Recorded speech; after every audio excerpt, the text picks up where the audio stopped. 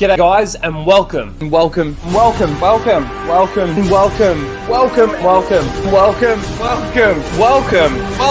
back to Casual Rage.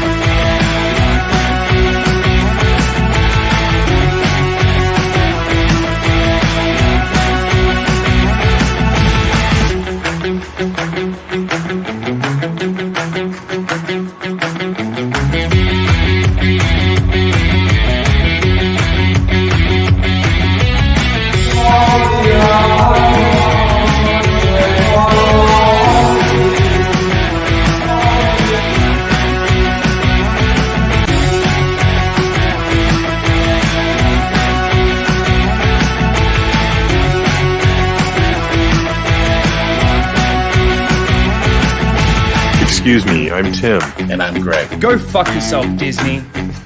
Seriously, Disney, you're a bunch of fucking cunts, honestly. You fucking dumb cunts.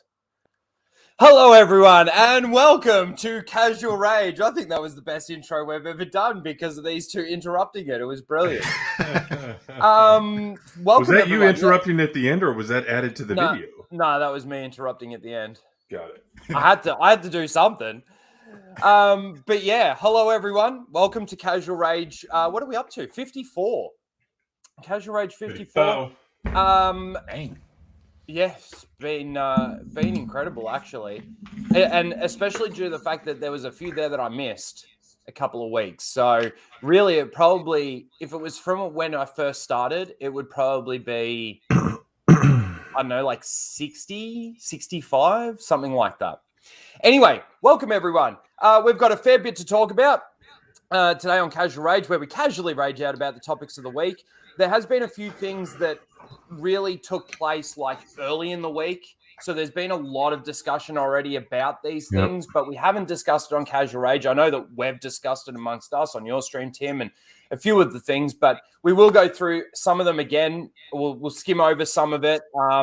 But there is a fair few different topics to talk about today. We've got Ghostbusters, we've got DC, we've got Home Alone, we've got Star Wars, of course. I did see Matt in the chat, and hopefully he does make it. I have shot him the link, so hopefully he will be in, and we can talk about some Star Wars EU as well. But before we go any further, let me introduce my co-hosts, my friends, my disciples. Tim, Open Airlock Policy, how are you? No, just drinking it straight out of the bottle. That's my week right there, buddy. But I'm interested in hearing your takes on some of these topics that we've been talking about. So, yeah. Well, just before we went live, we were discussing the topic between dark chocolate and light chocolate. So, yeah. The real thing, guys, not an allegory. Okay. Yeah. Yes, actual edible chocolate.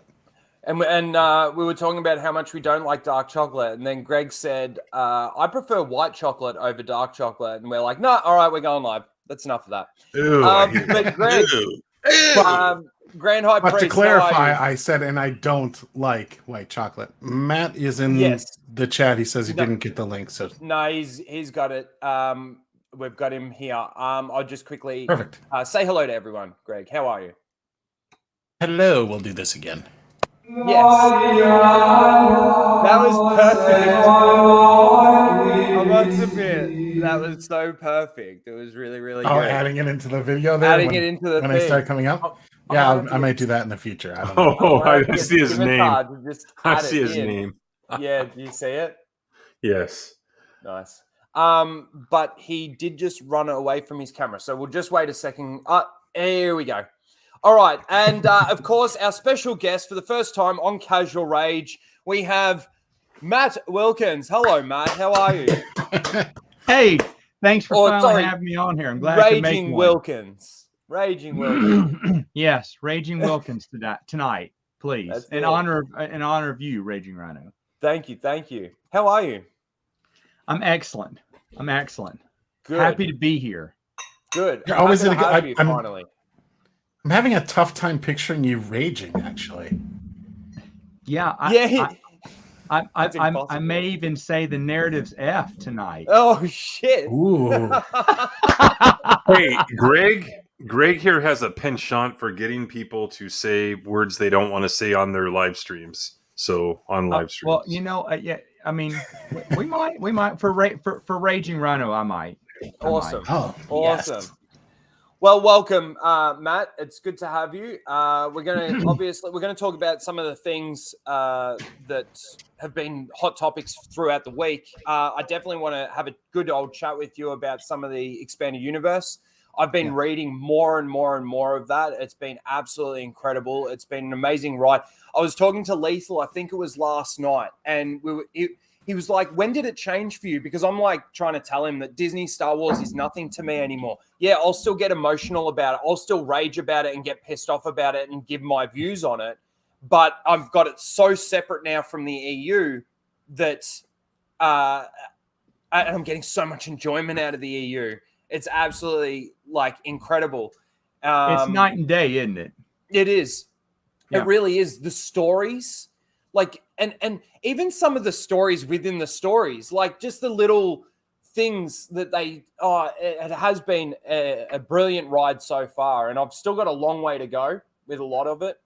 But the only thing is that, and not to cut you off, but my reading order video, I wish that you could have at least gone through the Jedi Academy. Not that it's, Matt won't like this, but it's not my favorite, but key events happen in it that, it's good to see that happen before you move on to the other stuff. But I understand you want to kind of jump into it, and you did NJO, right? You jumped into Vector Prime. Yeah. So I did Vector Prime, and I've done Onslaught. So I've done the first two. But did you do, not to cut you off again, but you did Heir to the Empire trilogy, but did you do the Hand of Thrawn, the Vision of the Future, and Spectre of the Past? And I've been told to actually read that. Yeah, it's too late. There's so much. The thing is though, is that I've now got that much context within certain parts of the EU that I'm now able to isolate them and go back and fill that gap if I need to. Whereas before, especially in the beginning, and this is for some of those people that are just starting to get into the expanded universe, it can be overwhelming because there's so many stories and you don't know where to start and you don't know what to do. The great thing about it is, like, I read Plagueis a couple of times. I've read the Bane trilogy a couple of times. I've read the Thrawn trilogy a couple of times now. Obi-Wan's book. I just finished the Darth Vader trilogy, the one before and after Revenge of the Sith. And those two were brilliant. I loved those. That was so good. There's actually going to be some context put in my Obi-Wan Kenobi video from that book, because that's going to help my argument in regards to why Obi-Wan and Vader shouldn't fight before A New Hope. So it's just been unbelievable. Anyway, we will get into it. Let me quickly say hello to the chat, because I can ramble on, as everyone knows, forever about Star Wars. We had Trillium earlier. We had Miss Martin Muses with her Rose, of course. Matt is in the chat. We had Trey Courtney. Blake's here. We got Cell Shade here. Just another red shirt. GB Luke. Who else have we got? Metal Long. Corey. Jock Nerdy. We got OG Star Wars. Thank you, OG. She's an awesome mod. And an awesome friend and an awesome member. But yes, I think that's pretty much caught up with all the chat there. All right. Let me get rid of that. All right, let's go through some of this other stuff first. Let me actually. Did you guys happen to see the reboot trailer for Home Alone? No. No. No. No.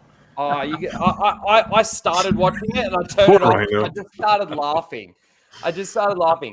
Now, look, I know Home Alone isn't like, for me, it's nothing special. I reckon there was actually in especially Home Alone 1, there's actually a greater story being told about the old man in such a small amount of dialogue and small amount of scenes that he's got in the story. The old man shoveling the snow and the salt or whatever. He's the guy that's got a very big story arc, but it's a hero's journey. This I just couldn't believe this. We're going to go straight into watching this. Like, for me, everything that they're doing is just a reboot. It's a remake. They do a horrible job of trying to continue the story. Look at this. They're so proud of it. They don't put the Disney label on it. They use the 20th Century Studios. And yeah, it's coming to Disney Plus. So watch this. I'll probably get a claim for it, but who cares? 'Twas the night before Christmas vacation, and the fun was in full swing. You have split our family onto 2 separate flights. Mom! Max, please! The family left for their big vacation. Is that everyone? The cars are leaving now! But forgot one little thing. Mom? Dad? Uncle Blake? They don't even know I'm here. They don't even know I'm here. My mum and dad have gone to Tokyo. I'm totally on my own. You do realise that my 10-year-old son is at home by himself. You just assumed Max was on Bit the other sad flight. there, We Tim. didn't take a census. We got reports of suspicious people It around. feels like one of those fake SNL commercials. You know what I mean? When SNL would come up with these spoof trailers, that's what this feels like. Hold on, this isn't a spoof? No. This is legit coming to Disney Plus. No. Yeah, look, Disney Plus official trailer. Sweet. It's called Home Sweet Home Alone. Did you see the cop's name? McAllister. Yeah. Honey, I wouldn't last 30 seconds in Gen Pop. It's where fresh fish get got. Nobody here is getting got. And we're criminals. I don't think so. This is my house. I have to defend it. Orange stripe, center pocket. Ooh. That did not sound right. I am trying to get home to my son, who is alone and scared. And he needs his mother. Not going well. Home sweet home Jesus. alone. Oh no, Christ. a ladder. You think I'm that stupid? Yes, I do. Only on Disney Plus. I look up and Matt's face. Yes. What would you like to say there, Tim? Is anyone else shocked that it's not a diverse family? It is a diverse family. What do you mean? Look at the They're- earlier they're- picks. Okay, they're Putting them up foster- into two it different looks packs. like- You missed some It looks people like they're running in. foster There. parents Oh. or something like that, and they've got like black Okay. children. What are you talking about, dude? Okay. Like, the Yeah, whole but family. come on, the little boy, you know. Yeah, What is that? Is that a video game? yeah, it looks like it. With the guy's I- ass, yeah. I just can't believe that this is like going to be the new stuff for Disney Plus. They're doing a Home Alone reboot, and it's actually under like it's not a remake or anything. It's a reboot. Soul This doesn't Assassin even- Harry Fatter. You know, everyone who is part of Home Alone 3 is going, yes. Yeah. Now people, Yeah, they're going like, we're not going to be the worst one. in the- we're not going to be This the worst isn't one even out like there. Hallmark Channel quality. No. This is, I mean, utterly honestly, boring. It's And of course, they if made this the is what other they have robber for a a chick, trailer. too. If this is all they had for a trailer, it should tell you. Yeah. Wow. And Kelly from The Office is like not menacing at all. Right. Is that who that is? Erin, her real name was Kelly, but yeah, she's Right. not menacing at all. Like, Yeah. Okay. And that other guy's a soy-filled cuck. So Well, the other yeah, thing I'm really that I scared. noticed too is I don't know if his name's going to be Kevin or not, but the kid there, he didn't like seem scared or anything at all. You know, when Kevin in the original, he was a bit, you know, uncertain. He made up a story when he went to the supermarket. You know, he was walking home. He was always a bit frightened, and he sort of built a bit of courage, you know, and defended his home.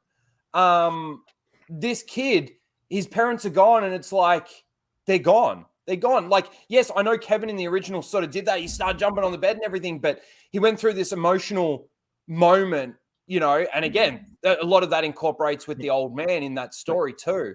But you just can't do this story anymore. No one is truly home alone. I mean, how easy is it to get back to someone or to get someone over there? It's not the phone lines are dead. It's not the alarm clocks are missing. It's not the 90s where the internet. Maybe it's a period piece, Matt. It takes place. I don't get it. Maybe this is a prequel actually. And he looks like a pretty nerdy I don't. kid. Does anybody get the impression that guy was like? So you see, they the wrote this security thing guard is is Kevin McAllister's father, and after he sees this, he tells his son, "Never leave your kids home alone, son." You get the impression that they wrote this for Will Ferrell, and they couldn't get him. Yeah, that guy was acting like Will Ferrell in that one scene. Yeah, it was like, why even show McAllister on Will the Ferrell security guard though?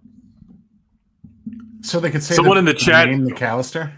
Someone in the chat said that it's supposed to be Buzz, the older brother with the porno mags. I could see the resemblance. Yeah, sure. yeah, okay. Is it the actor? It's not the actor, is it? Who knows?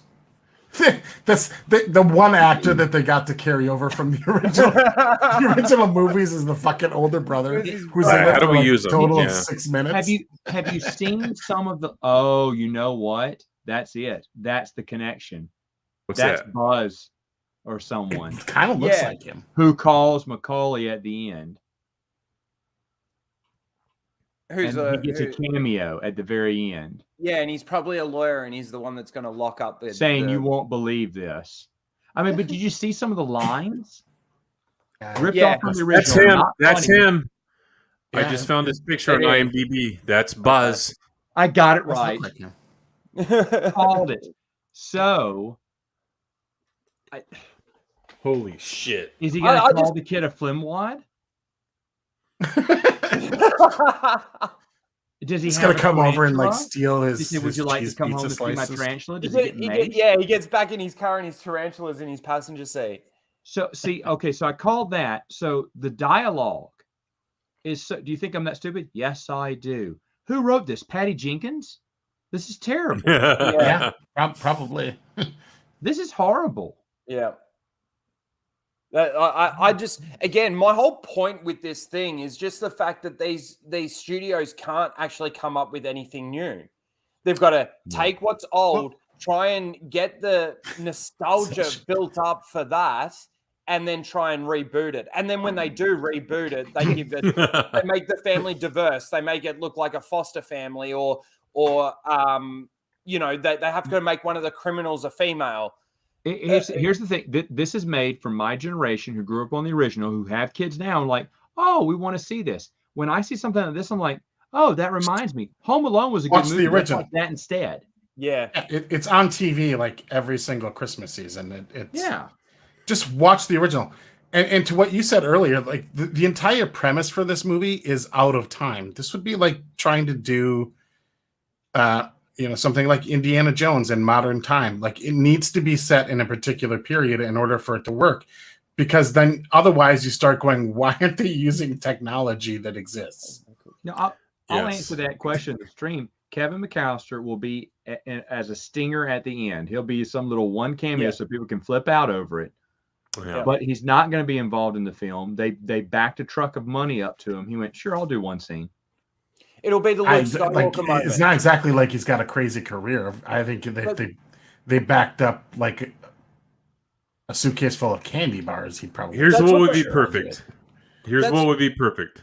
Go on. Really quick. Here's the thing. Like, you guys have seen Trading Places, right? Mm-hmm. Mm-hmm. So when this little hairy fatter goes to the store to buy a toothbrush, just like in the original, he passes an alley, and then Macaulay Culkin is like slumped down in the corner with a bunch of booze and needles and stuff. That's the scene. Just like they came across, what are those guys' names? We're exactly. back. Yes. That's the Coming scene to America, with Kevin. Yeah. Okay, I want to make a point because there's something that I've started to notice, a trend, you could say, where they give you shit, and then right at the end of the shit, they give you the cameo appearance. They give you the nostalgia, the one that's going to make you go, raw, like the Luke Skywalker You mean Darth Vader moment. at the end of your movie? Oh, I'm sorry. But the thing is, it's like, who's really going to look at like old Macaulay Culkin and be like, yay? Like, it doesn't matter. Deep fake. This is that nostalgia bait that they put in everything these days. That's the Dr. Octopus and Spidey Go Home or whatever it's called. That's, you get one little, oh, look who's here. But the thing is, are they going to bring back like a digital version of John Candy to do a cameo? They're going to like give her the there you go. Carrie Fisher treatment. Too. The thing is, though, is that they keep putting the biggest nostalgia right at the end of it, right? So my prediction for Ghostbusters is going to be Ray, that scene in the trailer that we see where Ray picks up the phone? That'll be right at the end. Oh, no, no, definitely. Maybe. It's right at the end. It's a stinger. Yeah, it's you've got the after Luke the Skywalker credits. moment. So they put the garbage in front, and then they give you the biggest nostalgia line, and they catch you with that because it's the biggest thing, and then everybody just goes "Wah!" and they forget about everything that came out before it. It's why Linda Carter's cameo in 1984 was the only thing to watch. Yeah, it's Linda Carter. There's no other reason to watch this movie. In fact, watch the stinger on YouTube. You've seen the best part of the movie. Well, and the thing is like, if they think that they're going to get some sort of Vader or Luke Skywalker moment with Macaulay Culkin, here it is. Like, this is I'm sorry. That is the grossest miscalculation I think you could ever made make. on a shoestring budget. Hardly any profit. There's no one here. You can get buzz for free. The thing is, though, there's no name actors. There's washed up comedians. They just put this together really quick, slap something together. They filmed this in 2 weeks, I guarantee you. And then they paid for that one cameo with Kevin. He's what cost probably the biggest cost of that whole thing, because everybody said nope until they kept adding zeros to the check. And then they said good. Yeah, but really, how much money is it going to take to get him? And now here we have some schlock we can throw out on the holiday season to increase those streaming numbers, because it's all about getting streaming out there. And Disney Plus knows that the free ride from Verizon customers and all the free, get 3 months of Disney Plus, that's going away. 1 year of Disney Plus free, and they've seen their numbers declining. They see HBO Max and other ones rising up, and it's just push whatever schlock you can throw against the wall and hope something sticks. Maybe something with nostalgia. I guarantee you, someone sat in a room, took 2 seconds to write the script, and they said, fine, it says Home Alone, good, let's call it Home Sweet Home Alone. They all looked around the table at each other. Isn't that nice? At least it's not Star Wars or Marvel. Like, Disney's able to do something other than that, it looks like. Look at that ratio. So, I mean, kudos to them for like. I don't know. Do you think this wow? Was this filmed in Australia? Because he is on lockdown. The kid is on lockdown, so. Look at that ratio. It just goes to show, though, that they don't really care. Like, they don't know who they're making it for. They don't care who they're making it for. As long as they can. It's the only story that they've got. like, oh, what made money back in the day? They can't think of anything new. This is just cheap filler. And again, it's like Matt said, how can anyone in this day and age be home alone with the internet, computers everywhere? What, does this kid have not a fucking device in his house that he can actually like send a message off to the police or something and say, there's these two people 911, there's two people breaking into my house? Yeah, Amazon Echo, call 911. I mean, there's a billion ways now. There's nothing scary. He's alone, and he'll be alone for another 20 minutes until someone goes over to the house and picks him up. And the parents can call anyone now. You can pick up anyone. It's just so ridiculous. Where back then, their phone lines had died. They did a good job, even in the 90s, where it's hard to be home alone like that. But they did a good job setting things up. A thing that everyone misses in the original that I missed for the longest. How come they didn't have Kevin's airline ticket? Kevin's airline ticket gets milk spilled on it, accidentally thrown away. It's just a throwaway scene if you blink, if you miss it. But that's why they didn't have an extra ticket. Everything was explained. It was a very smooth movie. Put some thought into the damn thing. Yeah, they put some thought into how we can conceivably leave him alone for so long. And of course, you put the slapstick comedy in there. I didn't mind that. It was made for kids anyway. I'm not going to judge that, but it's a Christmas classic. And you're remaking it, and does that ever work? Does it ever work? Is this one going to capture any of the heart of the original one? I mean, you look in this whole history of reboots. I mean, to be honest, there's only one I actually liked, and y'all can disagree with this, but the remake of Dawn of the Dead I thought was pretty good. That was 2002. But other than that, though, I haven't seen a reboot. I usually don't want to watch a reboot at all these days, but I haven't seen a single one that I like, unless the 2016 Ghostbusters was any good.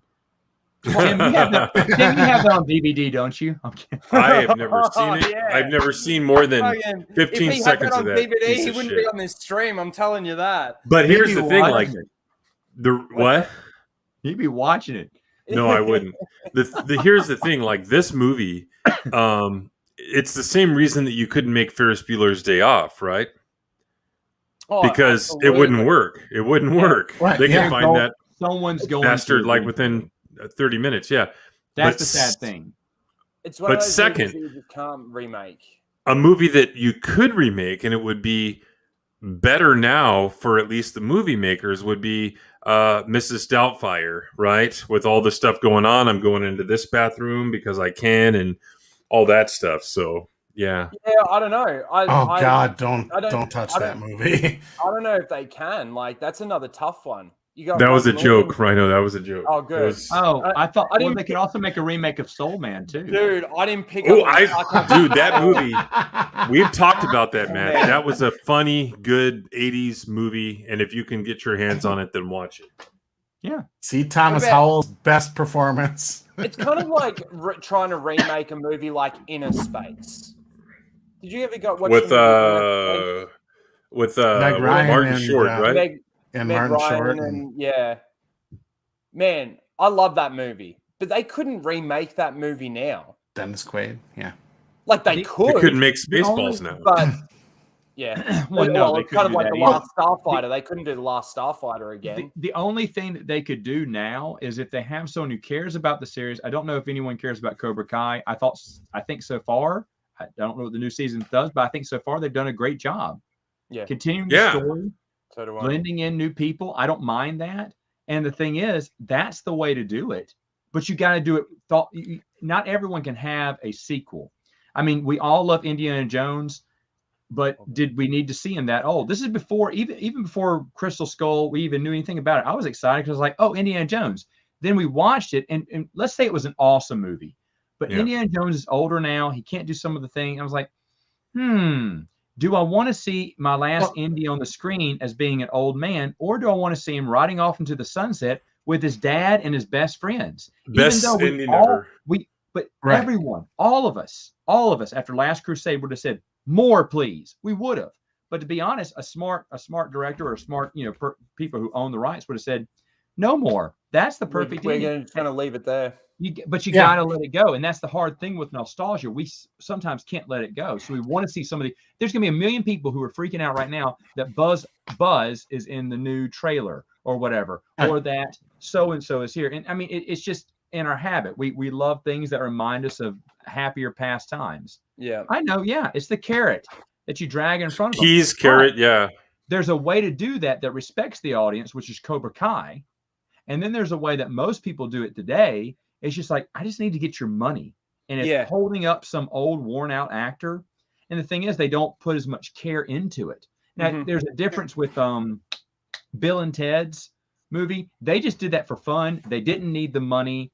They're both obviously Keanu Reeves is successful, but the other guy he does documentaries and stuff. He has his own special career, but they just want to do something. Alex Winters, yeah. Alex Winters, thank you. I couldn't think of his name right now. But the thing is, though, to me, that was okay. But they just did it for fun. They didn't do it for a cash grab. They did it for fan. They even said that, and you could tell. It's not like both of these guys are hurting for cash. So let's get something going together. Get on the gravy train of nostalgia. No, they want to do it for fans. I don't mind that. Well, the thing is, it's like we have a responsibility though as fans of stopping them from like destroying being able to monetize this stuff. Is like, so like we have to decide as fans, like, what do we want? Do we want them to take something that we like and keep making it until it sucks? Because that's the inevitable end, is like, just keep making more until it's wrecked. And Tim, I think you said this last week on the show, but about, I believe it was you, the expanded universe, that story eventually had to stop. Yeah. Here's what I said. Eventually, I agree with that. I would want a few things filled in, a few more I would like to give it a proper send off. It never got the proper send off, but right. I would agree with you. Frustratingly, I would agree with you, because I want the adventure to go on forever. I never want to stop, but eventually it does need to stop. So I agree with what you said. My point there was that because we like something, like, it doesn't mean we constantly need more of it, because the good stuff we can watch again. But when bad stuff starts coming out, it ruins the rest, like Lethal Lightning and Star Wars. Like, he can't enjoy Expanded Universe because of Disney Star Wars. I am able to, because I can compartmentalize that. But that's the thing, like hundreds of books and comics, like I'm good. And yeah, it would have been great to have an ending, but I'd rather just keep rereading all the great stuff and just stop, guys. Like, stop while you're ahead, Well, in regards to what you were saying about Indiana Jones and the Last Crusade and how they rode off into the sunset, and probably back then we were like, we want more, because we were like, it was so awesome that we enjoyed ourselves so much.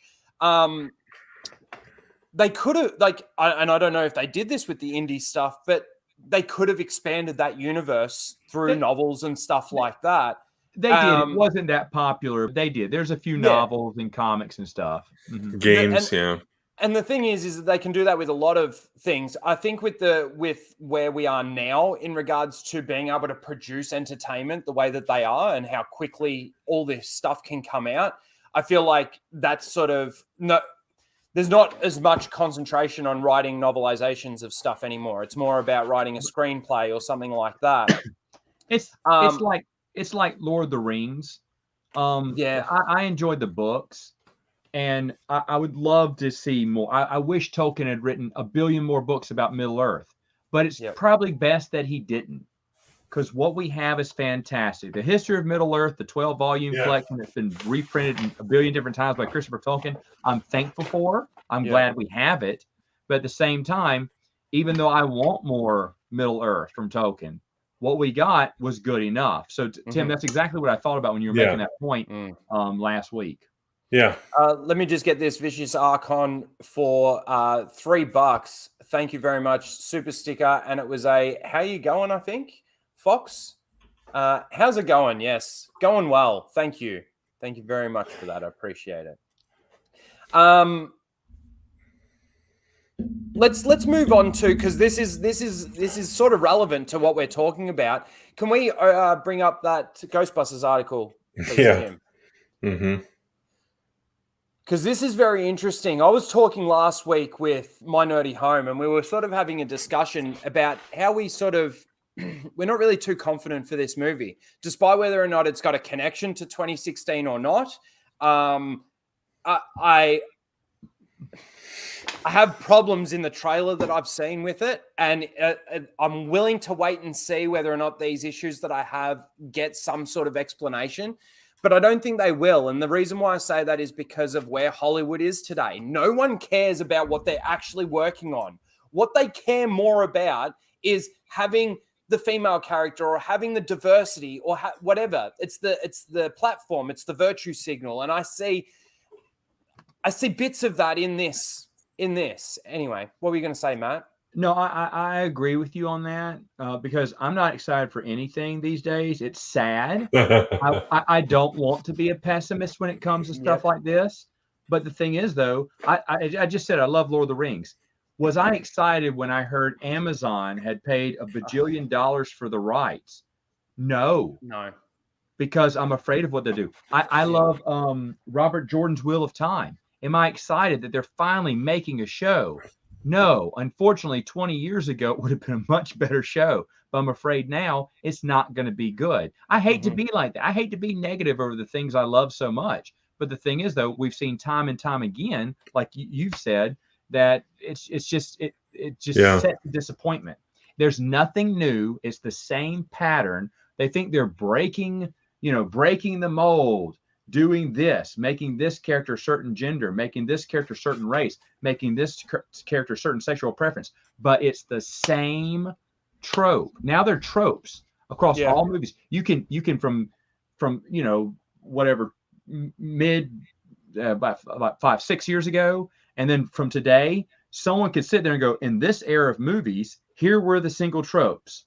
Honestly, they should make a scary movie, whatever, 17, and just show how silly all the tropes are these days. Because they're everywhere. But they think they're being bold by twisting this, by making this character, But I also feel like they don't really do nostalgia or fan service well either. Like I watched this Ghostbusters trailer, and I see that bit with the little Stay Puft Marshmallow Men, right? And they're melting each other down with the blowtorch and stuff like this, and turning themselves into cookies and everything. Like, okay, really? We're going to turn the Stay Puft Marshmallow Man scene into a bigger meme than it already. Like, I don't really understand it.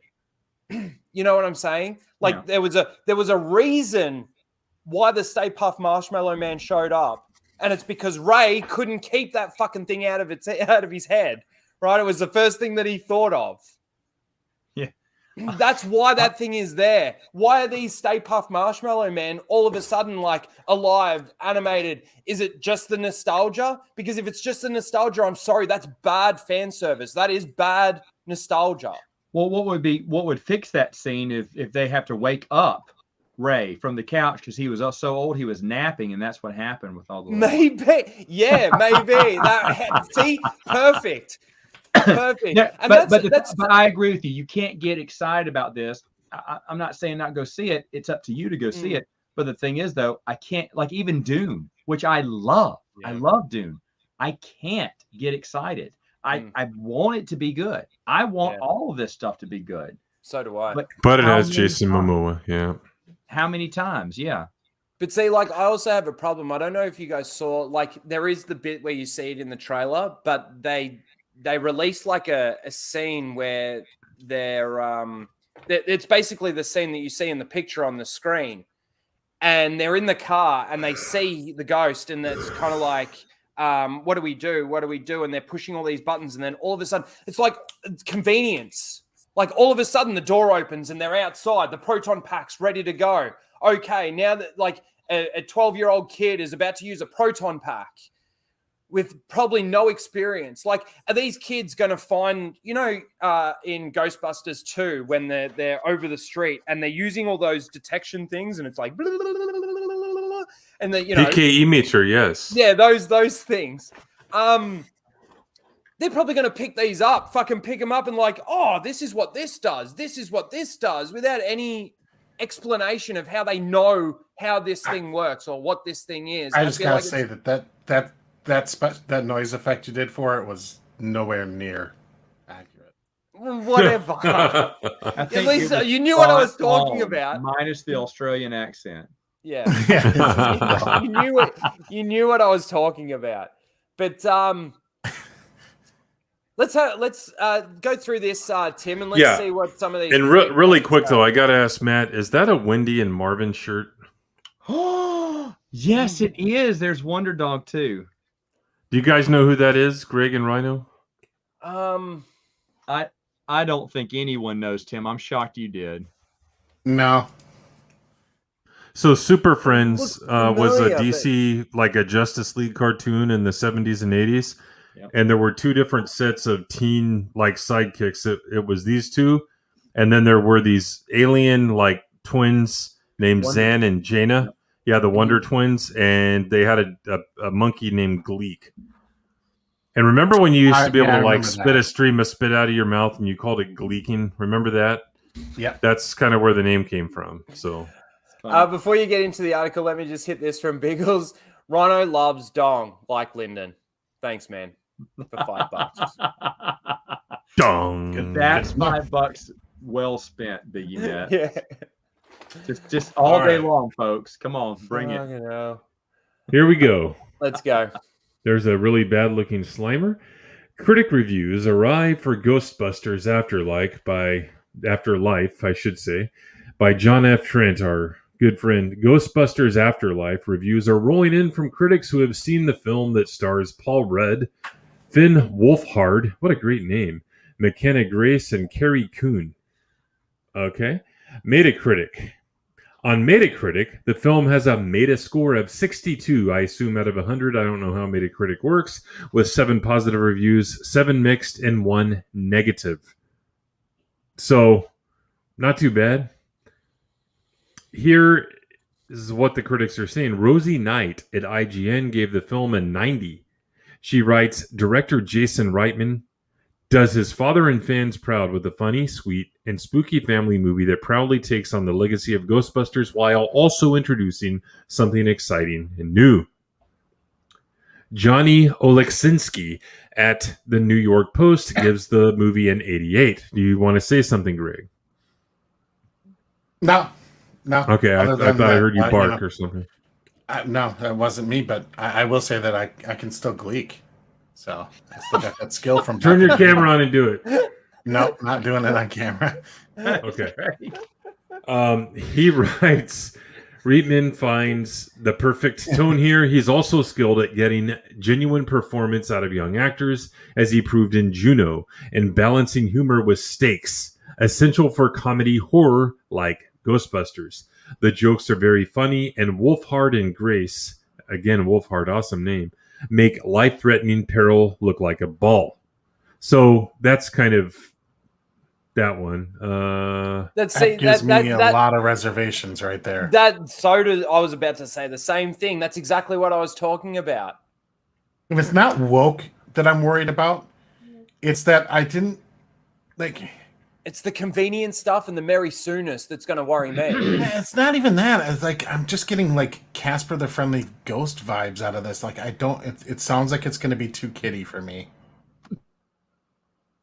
I mean, it's going to be too cutesy and not funny enough. Like if you go back, there's heart and you know, I wouldn't say like Ghostbusters was an adult movie by any means, but like, oh yeah, it was. The jokes were over the heads of most kids, probably. Mm-hmm. Well, and here's I think it's going to be lacking in this movie. It's all going to be like Jar Jar-ish, goofy, like duty humor. Like, and I think the jokes were for adults too. I mean. Yes, yeah, that's what I mean. Is like a lot of them were, but they went. I think they were more for adults than the original Ghostbusters was like by no means for kids, because I read a piece on it a few weeks ago. Shit out of me when I first saw it. Well, and not just scary, but I read a piece on it a few weeks ago, and it made the point I've been making for over 20 years now. I bought it on VHS back when VHS was still a thing, like in the late 90s, and I would watch the hell out of it. It was a movie, and the article said this. It was a business movie. Like, they created a business. And I loved the scenes like where they get fired from the university and then they go outside and they're like, dude, they're drinking out of that bottle. Like, let's go into business for ourselves. And it shows how they do it. Yeah. And then less than a year later, they're on the cover of all these magazines. That's the part of the movie I loved. It was a business movie. And kids that kind of went over kids' heads, you know. Well, think about that scene where they're doing the test. Bill Murray's character is doing the test where he's holding the cards, and he's got the hot girl and the nerdy chick, and he's like completely lying. He's like totally, he's like, oh my god, that's totally right, because he wants to hook up with the hot college girl, right? Like that. That's I love like that's gonna be over the head of like a 6 or 7 year old kid. Like they're not gonna get that whole thing, and I'm sure the kids like the fact that the other guy was getting shots and he spit his gum off and he was kids probably found that to be silly and funny, but like they missed the big joke of the scene, and that Peter Venkman's wasn't a legitimate scientist. He was a screwball. He wasn't a psychic. And just a charlatan. Like the dean was right. Yeah. When he's like, your methods. You are he goes poor into scientist. Like, you are a poor scientist. Like that's funny, but not kiddie. And this one just gives me too many kid vibes. Yeah, and none of these reviews, and I don't know if it's because there might be an embargo. I'm guessing, but I'm seeing no mention of the original cast in any of these reviews. Mm-hmm. Right. So either they can't talk about it, or it's really insignificant. There's not much of it there. Here's the sad fact: there is a lot of diehard Ghostbuster fans who have waited so long for this, and for them, I hope it's good. But even they are holding back, reservations on their opinion of it, not trying not to get too excited. But goodness gracious, they're some of the most dedicated Ghostbuster fans are some of the most dedicated fans, and this movie needs to deliver for them. I like Ghostbusters, especially due to the fact that 2016 didn't deliver for them. This one definitely does. No. By the way, Ryno needs to be legitimately scary too. By the cast too, his DVD. What's that? His DVD copy of Ghostbusters 2016. He got autographed by the cast too. Oh wow, that's great. It probably smells then. It also needs to not. It needs to be legitimately scary, because I remember, I had nightmares about them fucking dog beast things, and that scene where where it abducts Dana, the arms coming out of the couch and grabbing her, and the chair going across the room, and the door getting all dented and shit. That was that was some freaky shit. I had dreams about when Ray's in bed and his belt's being undone and all that. That's the part I had. Later, I did have those dreams. But hey, just go back up to the previous picture really quickly, Tim. Exactly. Yeah, because I want to read this one right here. Results. So I just want to also point out here, you've got a, 12, 13, 14-year-old girl with a proton pack on her back. That's a girl? And she's firing the thing. Now, what we know about these proton packs is that they're heavy as fuck, right? Because they've got to help each other put them on each other's backs. I would think that she would basically just tip over if this thing was on her back. I don't know. I don't want it to be bad. I just see certain things and I go, I can't see how they are going to do that. If they can explain it, make it less heavy, maybe they're all geniuses and they actually turn the equipment into their own sort of equipment. Who knows? But that's all right. Go back down to that. But why would that technology get miniaturized? Who's working on it? They are, because they're the grandchildren of Egon, so that, they're all going to be really, really smart, except for maybe the grandson, maybe the grandson. Yeah, so they're going to set up their own foundry to make all this. I think it's tone wise, it's going to miss the mark, but on the specifics too, that stuff's just not going to line up. Mm-hmm. No.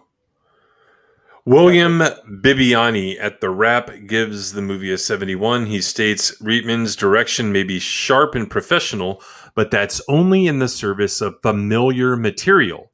So it falls to an, damn it, my cursor's in the way, excellent cast to make the most of a very repetitive situation. So he's pretty lukewarm on it there.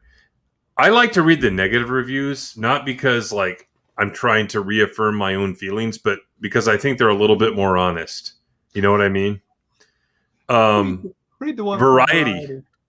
Variety, the good news for Ghostbusters fans is that Afterlife does nothing to tarnish what has come before.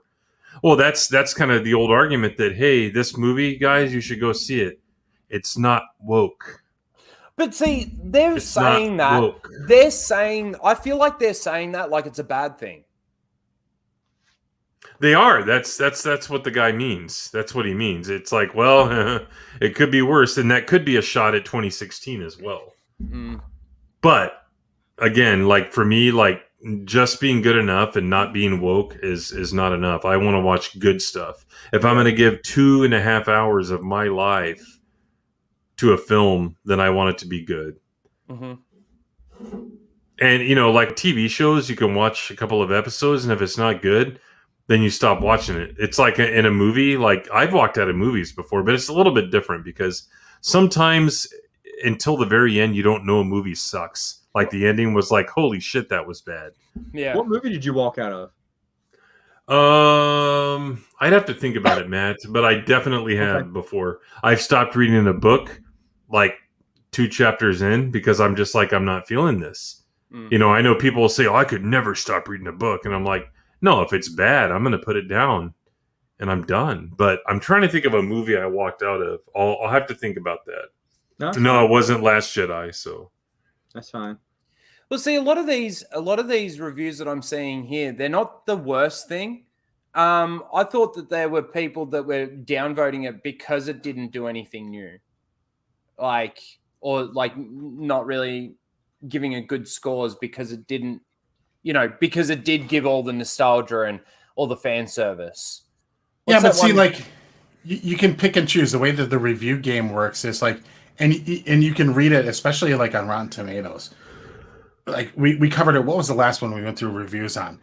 But you start reading them, and they like shit on the movie, and then it's like they rate it fresh. Yeah. So it's just kind of weird how they do it. Like they could list a number of things, and you're like, well, how after all that you said you still liked it? Like, what the hell? Mm.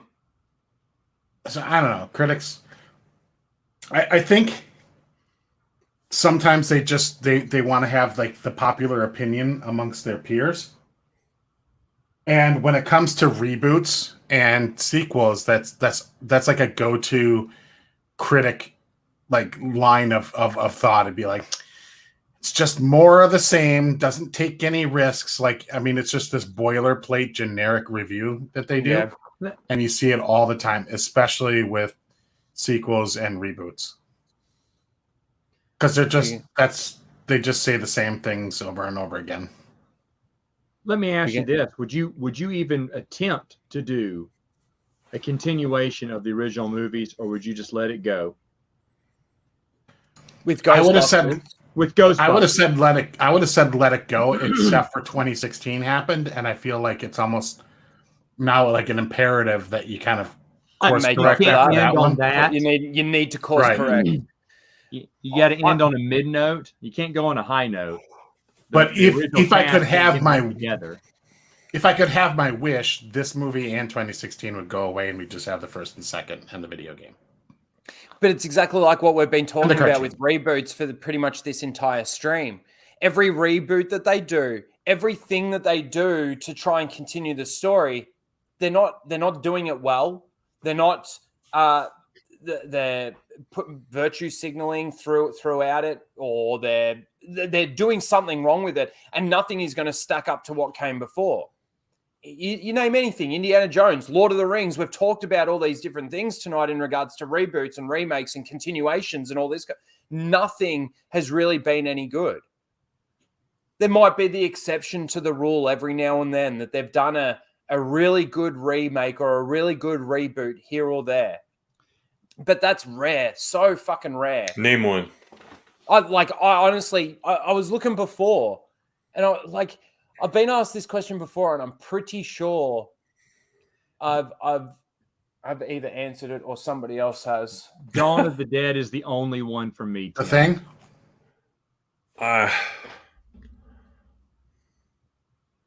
I So don't the think thing a is, lot like, of people like. if you count the really, really old movies that were remade and now are being remade again, Yeah, Well, then you I might think find we're some talking about, and please correct me if I'm wrong. I think we're talking about from the more modern 1980s remakes. and up, Yeah. modern day Yeah. remake. Is that what we're talking about?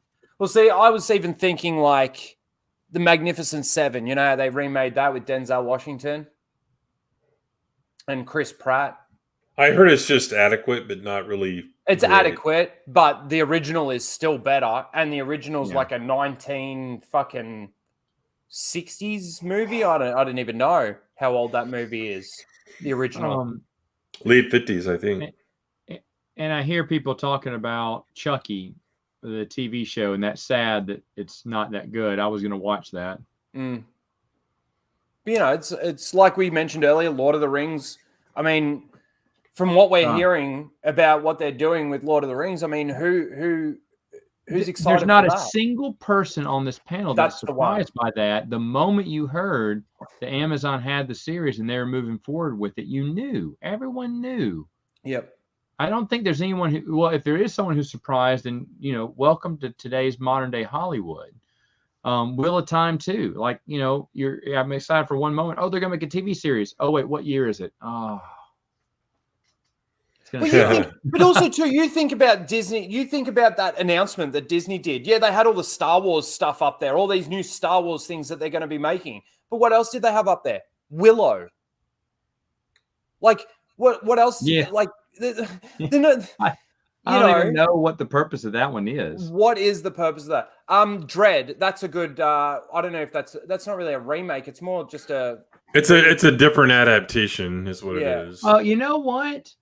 Soul Assassin, I would say that's on par because I really do enjoy it. I know it sounds cheesy, but I did enjoy the Sylvester Stallone one. But I agree, the second one was good. Yep. But another one that flopped, or another one that I think personally is absolute shit, is Robocop. I never even bothered. The new Predator. Robocop. Predator. The Predator. That was awful. Terminator. I didn't even watch the last one. Neither have I. I didn't even see Genesis. To be honest, saw Genesis. Oh, you're so lucky. I got a free ticket to go see it. And I'm a guy. I liked Rise of the Machines and Salvation. Was it Salvation? I didn't have a problem with it. I liked the Sarah Connor Chronicles. I still have the DVDs. Sarah Connor Chronicles stream. Let's do it. But like around when the Sarah Connor Chronicles was being made, that was when people still loved the things that they were working on. Yeah. So they were committed to telling the story, or they were committed to showing progression of a character or something like that. But now the people that are making it, it's just like, oh, you know, what are you going to bring to the table? Well, you know what we're going to do? We're going to kill John Connor and we're going to make a woman and another black person and another this and another that. The main reason why they need to live is because they're going to be the saviors now. Okay, perfect. Thank you. Come. Like, yeah. I don't know. Look at this. Here we get into the negative part. This is Entertainment Weekly. There are some jokes here. Paul Rudd brings a little lightness to the proceedings as the kids' science teacher, Mr. Gruberson, but it's hard to escape the overall sensation of, well, a corpse being exhumed. AV Club, which is a trash website. Afterlife wants desperately to summon the spirit of watching the first movie back in 1984. It winds up ghoulish and the wrong way. Ooh. So I can believe a lot of the negative ones. The positive ones, it's hard to believe because they don't give a lot of examples of why it's good. They just use a lot of platitudes and stuff, you know. I don't plan on seeing this movie at all. I mean, if I come across it someday, I'll probably watch it. But you know, like to Matt's point earlier, I'm not excited about anything, and I'm not going to do it unless I have a very easy access to it and I have the time. I'd rather rewatch Star Wars than watch this. You know, Top Gun's going to be the next remake, a continuation. That's I think is going to be good, and it's only because Tom Cruise is actually involved in it that I think that it will be. Did he take a Botox shot before filming? Right before Maybe. filming? Maybe. Did you see that picture of him going around? No. Oh at man! the baseball game, yeah. I didn't see it. I want to pinch his little, cheeks, but I'm afraid they'll pop. Yeah.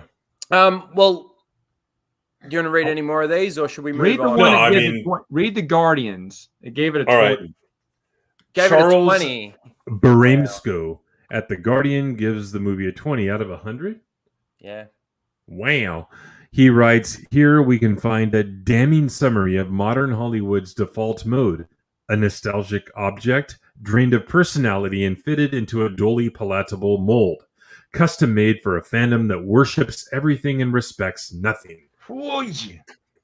Sounds like something familiar. Well, the first part of that review, I kind of sort of sitting there in agreement with it. Like, I feel like, okay, that's exactly how I view the trailer. Yeah. It definitely feels like a nostalgia bait filled thing that's just thrown together, and there's not going to be really any storytelling in it. And it's just going to be all convenient moments. But then that tail end, again, it's like, I don't see anything wrong with fan service. I don't see anything wrong with nostalgia, no. as long as it's done well. I think it's talking about a fandom that just worships anything with the name on it, but doesn't respect the story. I think that's not reading it. And I agree with this statement. Yeah. But not with this movie, because I haven't seen it yet, but just with other movies. Yeah. That rings true. Because it's like everyone's going to just whistle, bell, blow, shoot firecrackers over the next newest reboot. But the thing is, though, it's nothing. It pales in comparison to the original. It doesn't add any extra value. It's pointless. Yeah. And we want things that add value. Again, I have to use Cobra Kai because that's the only example I can think about right now. Mm-hmm. But it's adding value. I've never seen a TV series that I think is just as good, if not better, than the movies. I mean, it's just really done well. Yep. And that's what's giving me, like, people are getting nervous about season 4. And I'm like, hold on a second. For 3 seasons, the writers have been honorable, right? Yeah. What makes you think now that they're going to jump ship? Just give it a chance, see what they do. And yeah, there's some parts of Cobra Kai that, yes, you do need to sort of you have some sort of suspension of disbelief in some of it. But has anyone watched the Saved by the Bell reboot? No way. Have you seen hold on. It's so bad. It's so woke. Shocker. It's funny. It's like it's like jumping the shark woke. And at times I'm thinking, are they just making fun of themselves? What is going on here? It's hilarious. I mean, obviously super woke, but just so obvious, so over the top. So it's kind of like Johnny in Cobra Kai, right? You know, when he's making fun of woke stuff. Yeah. I don't know. It's almost like, do they realize they got to realize what they're doing now? They're going above and beyond. It's just woke by the bell. That's funny. Well, yeah. Look, you asked to be like, it's the same writers. What makes you think? Well, I mean, pick your sitcom back in the day. Like, after so many seasons, they start doing issue-oriented episodes, right? Mm-hmm. Yeah. Well, I'm just thankful because they run out of things for the characters to do and ways for them to interact as the seasons progress. Now, these shows have a little bit, I think, longer to go because these seasons are a joke. It's an insult to every person who's ever lived to call these little micro miniseries a season. Like fucking 10 episodes, half an hour each. That's a fucking joke. Yeah. And Testing Bob, we can at least be happy that they haven't done that to Star Trek. Oh wait. Yeah. Oh. Exactly. But I like, when they had to put out like 20 to 30 episodes, you start running out of material and places for your characters to go and things for them to ways for them to interact. Right. And then you start you start using issues of the day as like the crutch. Mm-hmm. And I think, I don't know, I don't watch gay karate, but my guess is they're going to run out of characters to bring back from the movies. early in season 4, and then where do they go? Well, this is the thing. It's one of those ones for me where they do need to end it. They do need to give it an ending.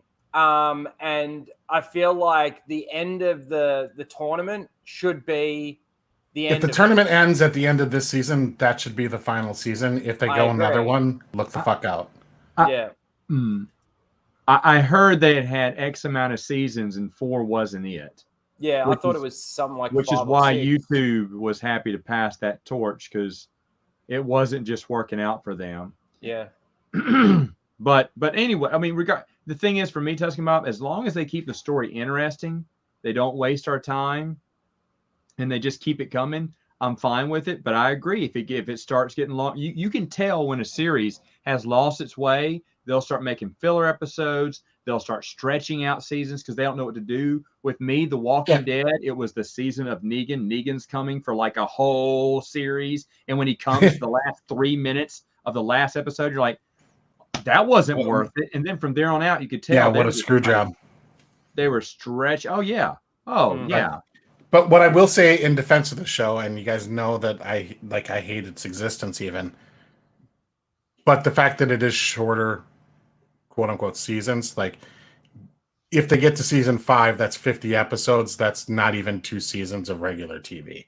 True. I understand that, but as long as the story is compact, like you look at the BBC, they're just they can make 8 episodes. Sure, there'll be an hour, 20 minutes per episode. But the thing is, though, on good series, they don't waste time. They don't waste time on that stuff. And as long as they're not wasting time, you can go X amount of episodes. You don't have to go the full 22. I'm for going the full 22. We know it can be done. There's great seasons of Star Trek. You guys know that. But the thing is, or Babylon 5, like Tim and I have talked about. 22 before. Exactly. Yep. But the thing is then you don't make the entire season one storyline. You bounce around, and that's how you extend those things into full. You could 20 plus episodes with shooting schedules, with streaming budgets and everything. I think they're doing the best with what they can. It's not what we're used to, the old 22 episodes per season, which we know can be done. But the thing is, those studios are they're tightening that dollar a little bit. Yeah, and I don't like. That's the part I don't really understand because I don't understand why Amazon releases their stuff 1 episode at a time. Yeah, I hate that. I don't like the binge model. I like the 1 episode at a time. And that's fine. I'm not a binge model person either.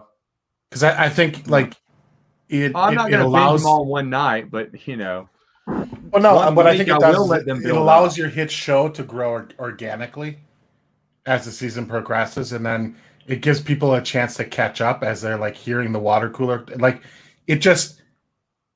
It makes it more of a spectacle and a thing, rather than just it drops all at once.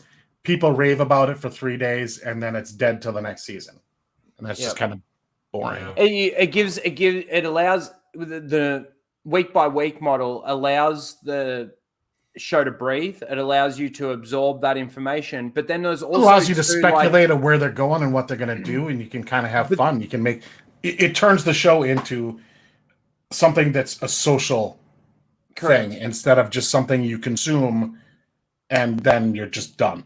Now, you can do that with the binge model, but have you noticed the biggest thing with the binge model is, have you finished watching it yet? And then it's like, oh no, I've still got 3 more episodes to go. And they're like, oh, okay, come back and talk to me when you finished it. Yeah. Or you do end up hearing the spoilers, the big reveal at the end, before you even get to see it, because everybody else saw it before you did. Because they have the time to sit down and watch 11 episodes in a row. I don't think separating the episodes by a week is necessarily a good idea, but I think if they gave it 3 days between episodes, so every 3 days they're releasing an episode, it gives that 3 days. It's almost getting closer to your binge model because you're able to sit there every 3 days and watch an episode. They don't. Oh, go ahead. Amazon keeps to or is trying to promote the traditional 1 a week thing, because they don't have a Hollywood studio and they don't own a network channel. It's the other production companies. And I know Netflix doesn't own a channel either, but a lot of their shows are still produced by regular traditional Hollywood studios. Yeah. And they don't want a regular episode that airs at 8 p.m. on a Tuesday because that competes with their garbage network programming and wrecks their ad revenue. They're basically colluding to keep that stuff. And that's why the episodes drop at midnight or 3 in the morning or whatever, is because they don't want to disrupt their garbage, Masked Singer show or whatever other reality junk or I rarely watch any live Dad is Dumb sitcom.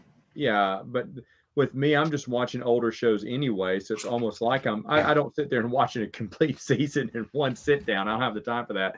But if I'm watching it, me and the missus are watching it, we'll watch a few episodes a night. I'm used to this because I just don't watch that much new stuff. I'm sure there's a billion great TV shows out there, but I won't watch it till it's done unless I'd started watching a long time ago. There are some shows that, but starting a new show again, it doesn't happen that often, at least for me. Yep. No, but you're like, they're not worried about you because if you're not consuming the new stuff anyway, it doesn't matter to them. Well, they're worried about the people that are watching their, like the Masked Singer and other generic boilerplate network garbage. I want to make the comparison between Cobra Kai and The Mandalorian. Mandalorian was released week by week. Personally, I thought it was obviously shit. But there are people out there that were talking about it each week. It was hyped for its entire run. It gave it time to absorb. It gave people time to talk about each episode. And then you've got Cobra Kai that drops all at once. People watch it within a week, if not within a day. And it's hyped. It's really exciting and really talked about for maybe another week. But then after that, it goes silent. That's definitely an argument that they have, and that's fine too. It just depends on how you want to watch things. Like for me, I will let the Amazon The Boys TV show, I will let that go for like 6 episodes before I start watching it.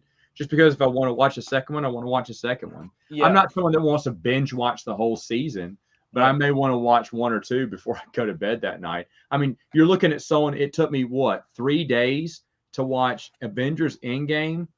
Come on, man. 3.5 hours or however long it was 3 hours too long. Yeah, that's because there was nothing in the movie to keep you watching. The thing is, though, it was like going to work every evening. Me and my wife were trying to finish it, and I was going, let's pause it. So we stopped, and I said, do you want to stop it? She said, how much time is left? I said, 30, 45 minutes left. She went, I don't really care. I said, me neither. So we paused it again and then watched it the next night. So I can't even binge watch movies these days. It takes me 2 nights to finish a movie. But the thing is, though, if it and just like you said, if it's interesting, if it's engaging, then I want to do more. But if it's not, then it was like watching Filoni's Clone Wars. It was a short, and this is back when it was going on live. It would stay on my DVR for weeks, not because I was saving up the episodes, because I had no desire to watch that garbage anymore. And when I did, I felt like, well, I'm a Star Wars fan, I have to, but it felt like work. It felt like I had to zip down and watch as many episodes as I could just to get it over with. I have to eat all my veggies if I want dessert. It's just terrible. Yeah. There's a lot of filler episodes in the Clone Wars too. There's a billion. It's a good analogy. And the thing is like the binge model is there for people who want to still view that way. They just delay starting the season a couple weeks in, and then boom, they can catch up and watch back to back episodes if they. And I understand the season's fine like that, releasing it. I just wish that Amazon hadn't given up on my Tick series. That was a great series. All right, we're going to move off from that Ghostbusters stuff. We'll see what happens. And again, I think I'm in the exact same boat as Matt. I think Tim would probably... We all want these things to be good. We want them to be good. The problem is that from what they've given us so far, we've got no faith in them to actually give us a good product. Until we're seeing it, like something like Cobra Kai, you know, when we're not going to give it any, you know, or we're not going to get too hyped for it. You know, we'll wait and see. You can't get too hyped for it. And the thing is, I don't want these things to be destroyed. I don't want them torn down to the ground. I don't want things like Star Trek and Star Wars to be just blown up. People walk away. I don't want a big fan walk out. Then they won't do anything. I just want them to do better. Yeah. Do better by the fans. For crying out loud. I mean, honestly, I don't want it to crash and burn. You're right. It's embarrassing to see when they do it. It's embarrassing. Especially with things like Star Trek and Star Wars. It's like embarrassing how those two franchises that you would think could never ever be destroyed, they have managed to do it. But speaking of destroying characters and things like that, we're not going to go through the article because I definitely want to get into Star Wars stuff because Matt is here. What do you all think about this? Gay Superman, or bi Superman, I should say. Jonathan Kent is bisexual, and this is their current iteration of Superman. And just so Matt knows, that's the son, not the father. Yeah, correct. This isn't Clark Kent, and it's not Jonathan Kent Sr. It's Jonathan Kent Jr. Yeah. Any thoughts on this, guys? I mean, this just goes in turn with what we've been talking about with destruction of IPs, destruction of characters, it's more destruction on the platform of identity politics. Go. They should have made it senior being bisexual or gay, and that's why the Kents never actually had actual kids of their own. And that's a really good ad right over there next to the picture. But share my screen instead of yours. But go ahead, Matt. Matt wants to talk. Yeah, Matt. No, I just it's funny because Jim Croce told me that you don't tug on Superman's cape, but it looks like they are. I'm not really dropping the Jim Croce references. I'm sure a lot of the chat got that.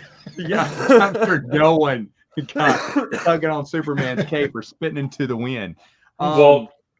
Now, hold on. The thing is, I want to say this, that I don't know if anyone remembers this. This is back in the 90s.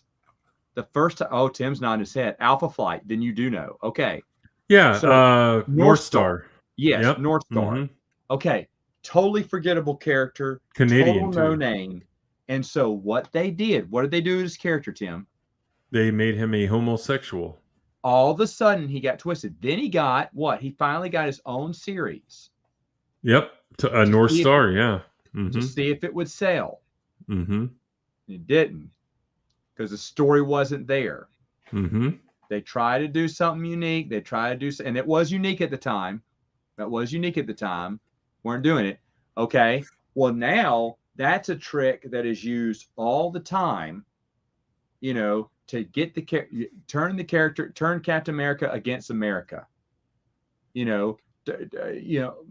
Flip the script on these people. Deconstruct is the famous word. Subvert, yeah. Superhero and everything. And the thing is, it grabs that headline, which is all they want. If you've ever heard Chuck Dixon's channel, he has a YouTube channel. He'll talk about this type of stuff all the time. That's not the way you do it. If you, like he said, Oliver Queen, he wouldn't rewrite him as conservative. He said he works better as a liberal. I wouldn't change him. Yeah. He said, but the thing is, though, you got to create another character. If you want a gay character, create that gay character. Yeah. Make your own, but make him interesting. But you got right. You're still going to give him, and you got to twist it just to get the headline. I know when they released this, we all know the reason they did this, but that's going to give you a little bit of news media, give whoever's writing it a little bit of fame, and then they can go off and get a real job. Because comic books is a stepping stone for these people. They care nothing about the characters. They care nothing about the fans. It's just getting that on the resume that I wrote. I'm just glad they haven't done this to Robin. Oh.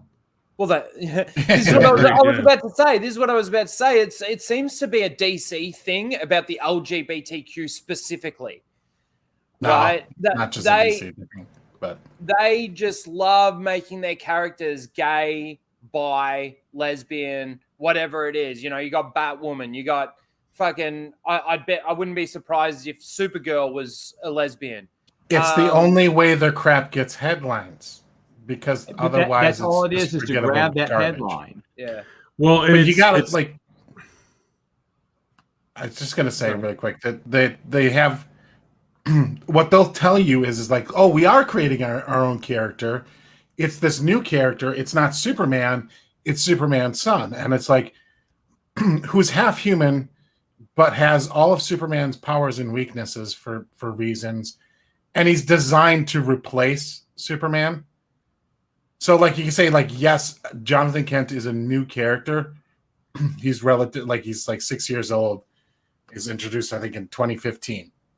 Like, oh, see, it is a new character, and you guys are still spreading out. And it's like, yeah, but he's just a clone of Superman that's also bisexual. He's like has all of his powers, not the same weaknesses.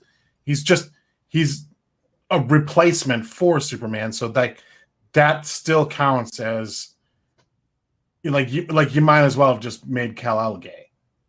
Except for like then I guess how do you or bi, because then they can have a three-way with Lois and Jimmy, and then they could do a storyline of like whose baby is it? Is it Jimmy's or Kal-El's?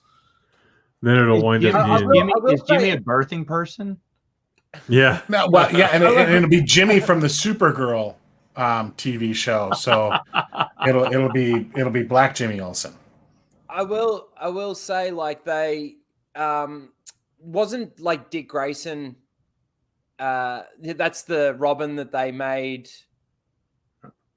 Tim Drake. Tim Drake is the one that they made gay. Sorry, I'm not very cluey when it comes to DC, but it's my understanding that it was a part of his character that he liked women, and he definitely like. I did a whole stream on it. Yeah. So the thing is when they do it to a character like that, it's definitely worse than let's say a new character, and they're just saying. But again, we know why this has been done. It's for the day. It's for that one trending day, and for the 10 people that are excited to read this. The problem is that 10 people are going to go out and buy it. They might pick it up once and they'll be like, yeah, okay. But all the other fans are just like, where's the story in this? What story are you trying to tell me? Well, and it's more than that, because Deadwood Dale tweeted out a meme this morning, and this is part of it. It's like Matt said, these are fly-by-night people that are using comics as a springboard, right? But here was the tweet, and it's Lisa, from The Simpsons, the one where she's got the screen up there, and it says mainstream writers project themselves onto their characters. That is why they need you to sympathize with them. So these people writing this stuff, a lot of times they need to see themselves in these characters because they have such a selfish, self-centered outlook that they want an audience to empathize, to sympathize with them. So they try to make these characters themselves, or at least maybe their friend or their kids or their or whoever it might be, their brother or sister. They make these characters people that they think you should empathize with, and that's not what heroes are about. Thank you. At least for not those reasons, right? You want to empathize with Superman because he's a stranger in a strange land, right? Trying to fit in and understand his powers, but not try to understand this, like feeling like this. That's not what superheroes are about. Well, yeah, look, like I said, I just wanted to skim over this because it was obviously something. Greg, you want to say something? Yeah, I'll just repeat what I said the other day. Then it's not going to be the popular thing to say, but hashtag fuck the air cut, hashtag fuck the Snyder cut, hashtag fuck the Snyder universe, hashtag it's all DC and it's all fucking garbage. Stop fucking watching it. Yeah. There you go. Stop giving it money. We'll stop giving it money. Stop, fuck the new Batman movie. Like, fuck it all. Like, and on that note, we're gonna stop talking about it. No, there we go. We will move on to. Do you like that? Like that segue? Okay. We will. That's how you sell cars, folks. That's right. That's right. That's how you sell cars. And look, it is bullshit. And again, all the things that we love are just being turned into platforms for identity politics. And that's why when it comes to things like Ghostbusters, we don't have any faith at the moment. We got nothing to show us that they're going to honor anything at this point in time. Anyway, let's talk about that Star Trek thing that Greg shared in the private chat. I don't know. I only quickly looked at it. Do you want to bring that up? One of you? I have it up. I thought I had it. That's bizarre. Here, I got it, Greg. Or you got it. Whose screen are we sharing? Mine. Yeah, we're on your one. All right. Star Trek star George Takei slams William Shatner as unfit and a guinea pig following Shatner's trip to space. In the latest swing in the former Enterprise's crew's ongoing feud, actor Georgie slammed fellow Star Trek alumni William Shatner over the latter's recent voyage to space, asserting to reporters that the 90-year-old actor was unfit and a guinea pig. Asked by Page Six for his thoughts on Shatner's space flight while speaking at the opening of a new Broadway play, Thoughts of a Colored Man, on October 13th. Boy, that sounds like a great play. Georgie mockingly told the entertainment news arm of the New York Post, he's boldly going where other people have gone before. He's a guinea pig, 90 years old, and it's important to find out what happens, he continued. So 90 years old is going to show a great deal more of wear and tear on the human body, so he'll be a good specimen to study. He snarkily concluded, although he's not the fittest specimen of 90 years old, so he'll be a specimen that's unfit. Now, I'm a big fan of this resurgent space program. I think it's like, if you're going to have billionaires just throwing their money around on pet projects and things like this, this is where they ought to be spending it, not on a third or fourth yacht or whatever. And this is Georgie to a T.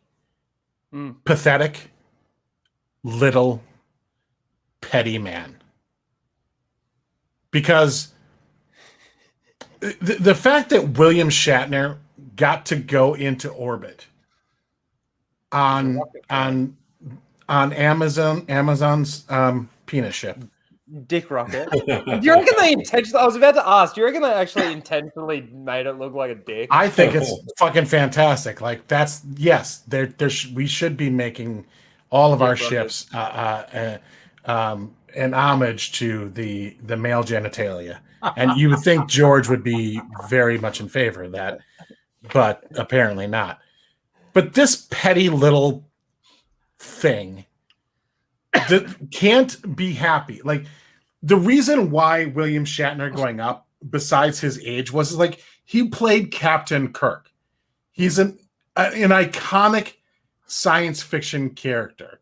It brought attention to Amazon's space program, which has been pretty dwarfed by what SpaceX is doing.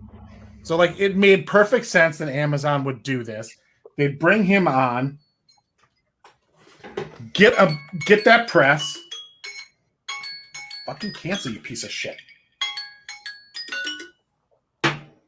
Sorry. That's right. Now we know what kind of weird gay sounds that. Yeah, that was time, actually. Calling him saying, Tuscan, why you call me out, bro?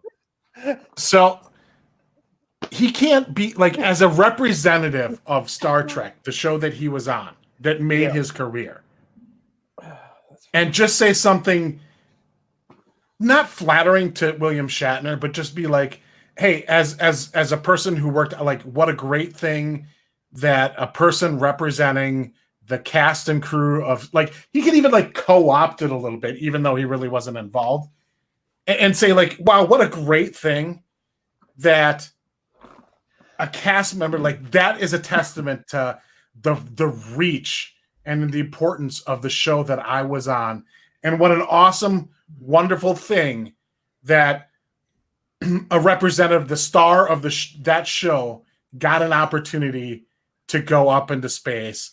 I'm glad he made it home safe. This is great. But no, he's got to take his little petty shots because he's a little petty man. Although he's not the fittest specimen of 90 years old, so he'll be a specimen that's unfit. You dickhead. Like, right. Like, I get that they've had this ongoing feud thing, but like, this was a good thing for Star Trek. Mm-hmm. This was a cool thing for Star Trek fans to see Captain Kirk go up into space, albeit for not very long. But I mean, whatever. Like, in the fact that he did it at 90 years old, that's pretty fucking cool. Yeah, it is. Like, why take this opportunity, which is something that should be celebrated by people who are fans of Star Trek, mm-hmm. and just shit all over it because he took away some of your lines while you were a part-time gig actor on the fucking show. You petty piece of fucking shit. I saw this article and it really kind of pissed me off because like what I think is cool. And you know what?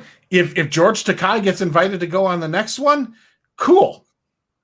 Let him go up into space too. I mean, let's hope William Shatner then comes out. But let's hope William Shatner then comes out and talks some. Oh, he'll have better ones than. Oh yeah, like does. William Shatner is a much funnier person to follow on Twitter than George Takei. I'll tell you that. And like George Takei, and like Takei, whatever, however you pronounce his name. It's George Takei, Greg. Tiki, because I want to be disrespectful, because he deserves it. He's tacky. That's why. Yeah, but like again, a momentous occasion. What a cool thing that a Star Trek actor got to participate in a pretty cool event. Mm-hmm. But nope, gotta shit on him for it because you're still bitter about what happened like fucking 50 years ago. Yeah. He'll probably start saying, oh, they chose the white straight man instead of the gay Asian man. That's what he'll start saying next.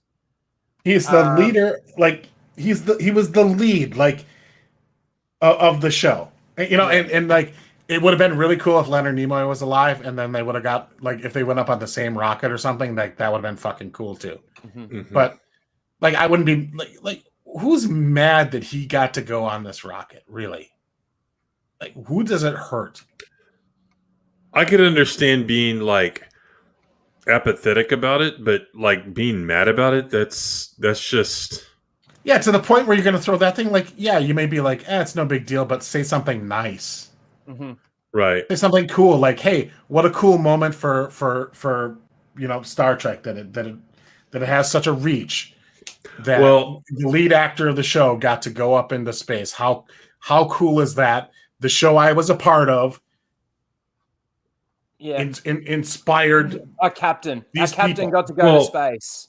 Greg, you use this phrase quite a bit about different things, and here's what it is. He did this, he's saying all this out of pure spite, and that's it. Nothing more, nothing less. What a dick. Just Greg, like let the dude have a good, cool moment. Like, and let the fans, his fans, and who are also probably fans of yours as well. Like, let them have like a nice moment. Like, cool. I just want to know if one of the female astronauts are painting themselves green for this trip. I'm just saying. Greg, you got a super chat here, brother. From Timon. It's Royales, right? Reals. Reals. Yeah. Yes, Your Holiness. Hail, Tuscan Bob. He likes what I said about Yeah. The Snyder cut. Yeah. I want someone to keep throwing in those super DC. chats, having Ryno say dong. So come on, guys. Let's pick it up. I'll just say it for you. Fucking long dong. Short dong. Dong to dong, dong. big There, dong. you're giving away fat free dong. super chats there. No, and Boba Fett's right. It's pure envy. That's what this is. It's envy and anger coming out in someone that's becoming senile. That's what this is. This feud has gone on for years, decades. Yeah. So it doesn't surprise me. Yeah. Well, there you have it. So that's what's going on the Star Trek front. We had Captain Kirk, William Shatner, go up to space in a dick rocket. Or sorry, Matt, a dong rocket. And you got Mr. Takai being all pissy about it. Fucking little. I wish I could complete that sentence. I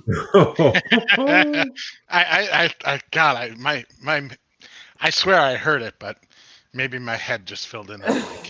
Your head completed the sentence. I didn't say it, YouTube. I did not say it. You didn't say it. I'll say it, fat ass. There you go. Thank you. That was it. Right? Yeah. All right, let's get into the Star Wars stuff. Let's do it. What do you reckon first? Let's bring up. Okay, that one. Yeah. Okay. So I don't know. This is from Bounding Into Comics. This is from John F. Trent. It is just a rumor, so again, take it with a planet of crate. And let's read through this a little bit, Tim. And because I've got a prediction of who I think that it possibly could be. I haven't actually read it, so I might actually tell us. Oh wow, I guessed that before you scrolled down. Yeah. See, everybody keeps saying Aura Singh, but I don't think so. You know who I think it's going? But I'll tell you. Okay. Fennec Shand. They got to justify why she was able to dodge a blaster bolt. They're going to make her. He doesn't know who Fennec Shand is. To explain that, they don't fucking care. And give her. No, well, they're going to give her a TV series. Well, man, she's about to do the Book of Boba Fett. Once the Book of Boba Fett finishes, what do you reckon the bounty hunter story about a female Force-sensitive bounty hunter is going to be? You really think it's going to be Aura Singh? I don't think so. I think it's going to be their Disney fucking character, Fennec Shand. Anyway. Yeah, it's going to be the wrestler who kicked Boba Fett's ass. Sasha Banks, yeah. No, so Matt, Gina Carano's coming back. Sorry. Yeah. Fennec Shand is she's coming back after she decided to produce a movie outside of the Hollywood. Well, she's coming back the same day unions. that Kathleen Kennedy is stepping down, or they're firing her. That's how it's happening. Get your story straight. And Gina Carano is going to be the president of Lucasfilm. Sorry, Tim. He's probably sitting there like Fennec Shand is this character played by an Asian woman, and she was like an assassin that was like really, really evil in the first season of The Mandalorian. Okay. And then she gets like shot, and then apparently Boba Fett gives her a cybernetic stomach, and she's not as mean in the second season. So that's kind of the character. Yeah, she was mean in her gut, and she had her gut replaced at the galaxy renowned Baby Yoda healed her. Yeah. Bowel replacement clinic on Tatooine. Yeah. They made all the gizmos and gadgets out of sand. Yeah. Jawas. All right. Go on. I mean, it's the planet where they literally farm water. So, I mean, they're very technologically advanced, state of the art. Yeah. A new rumor claims that Lucasfilm and Disney Plus are developing a series based on a Force-sensitive female bounty hunter. They can't just say a Force-sensitive bounty hunter either. They've got to say a Force-sensitive female bounty hunter. Right. This new rumor comes from that that hashtag show. Come on. Santos claims the series will focus on a Force-sensitive bounty hunter who represses and hides her Force abilities. He adds, however, when a target escapes and informs the Empire of her abilities, the Inquisitors are sent to track and destroy her. Adding to the veracity of this rumor, Santos claims he saw concept art for the series. He described it as having much more visual diversity than The Mandalorian. What does that mean? Like characters? What does that mean? Visual diversity. It means that Matt's so pissed off he's just walked away. Yeah. Speaking specifically to the female bounty hunter, he described her outfit. The outfit this bounty hunter wore was white with some red and black accents with a dome helmet. Oh, okay. I can't even imagine that. The description sounds like early Boba Fett. It's in Rise of Skywalker.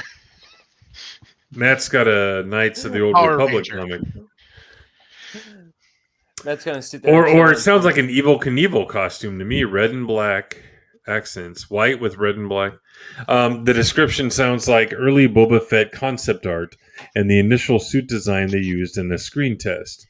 Santos went on to speculate that the female bounty hunter could be the newly introduced clone Omega from the Bad Batch animated series. The last episode of the Bad Batch saw the Galactic Empire wipe out all of the Kaminoan cloning facilities. During the attack, Omega and Crosshair are trapped in a room that is flooding as the facilities sink into the surrounding area. Omega is able to free Crosshair while the rest of the Bad Batch are able to open the blast door and allow them to escape the room. The episode then follows the team's journey throughout the facility as they attempt to find a way back to the surface. After escaping, the Bad Batch and Omega leave Crosshair on a transport platform. It's unclear where they fly off to. I have to ask Matt, what are you doing, man? Are we still on this one? Yeah, it's all right. You can skip. Oh, okay. I just got it. That's all right. I mean, are you listening to this? And it's more diverse than the Mandalorian. I thought the Mandalorian was already diverse. Yeah. What? I invited Matt on, and now he's just never coming back again. But because there were no gays. But because this is how we have to promote it, not story-wise. We can't get you excited about that, but it's even more diverse than ever before. Yeah. Have you ever seen a diverse class? Yes. Peter Parker's Hold Hands Across the Rainbow class, where every class has each kid from each different country. I mean, it's almost like, I mean, you laugh when it was something like Power Rangers, but now that's everywhere. That's everywhere.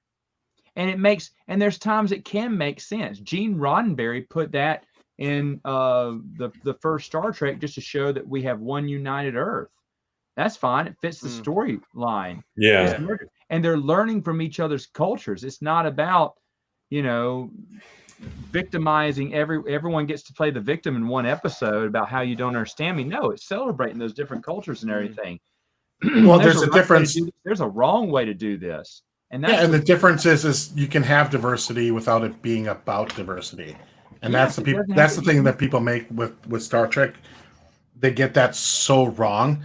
Star Trek it had diversity. It wasn't about diversity. Mm-hmm. But this show screams to me like it's a rework of The Acolyte. This sounds like a Headland project to me. Oh, very well could be. This is why I don't even care about the new expanded universe, and why it doesn't make me miss it. Everyone thought, are you really? Because I mean, when I told people I wasn't going to watch the movies, the sequels, they were, are you serious? Are you not? Yes. And guess what? They made it easy for me. They made it easy for me. Everything that started coming out. I don't even know what new books are out there. I seriously went to the bookstore last year. I looked, I saw all these new Star Wars books I never even knew existed. Folks, I don't even look at the release anymore for any of these. I don't look at this news. I don't look at any of this stuff because of just exactly what, and it was no disrespect to Tim, by the way. It was just that that's the kind of stuff that we're being delivered. I'm a big Disney Star Wars fan. Yeah, we all are. I know you are. Out of everyone on this panel, we know.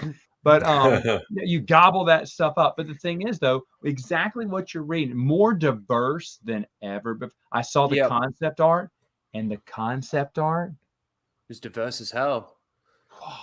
But see, like, it's the same thing with how they've got to say it's going to be a female, force-sensitive female bounty hunter. They can't just say a force-sensitive bounty hunter. A force-sensitive bounty hunter could be female or male, but they've got to specifically say that it's going to be a female. But look, Ryno, how unfair. I know. With like Omega, throughout the Bad Batch, there are definitely moments where they're definitely foreshadowing that she's force sensitive in so many moments, and I don't know, it could definitely be her. Again, I think it's the same with everybody here except for maybe Greg, who just doesn't really care. Separating the two is really, it's like Matt just said, they've made it easy. They made it easier for him than they did for me, because I never had the expanded universe before, more recent times. But now that I'm sort of getting more and more into that, I'm able to separate the two. And yeah, I don't know. Yeah, Star Wars taking a dump. I mean, yeah. And then it's sprinkled in with more. I'm reading this grittier and more intense than the. Yeah, they got compared to the Mandalorian because the Mandalorian's popular, but then they have to say it's even more and bigger and better than ever before. And right there, it tells me. Aha, you got nothing. Mm-hmm. You got nothing. That's the way they sold the Mandalorian. Remember, about 4 years ago? Oh, it's going to be this gritty Western. Yeah. Yep. So this will not be that. To be able to answer the most important question on all of our minds, and that is does Bacta spray cure menstrual cramps? Do you even know what Bacta spray is, Matt? Yes, I know what Bacta is. So now it comes in an aerosol can. His head trauma too. Now it comes in an aerosol can, where he's got cures what would be lethal head wounds. A lethal head wound, and all he does is spray it on like mousse. Okay, where are all these articles about how silly? Remember all these articles about how silly the expanded universe was? Dude, where are all the articles about how silly this new canon is? No. There's 3 words. 3 words that will shut down any argument that you've got, Matt.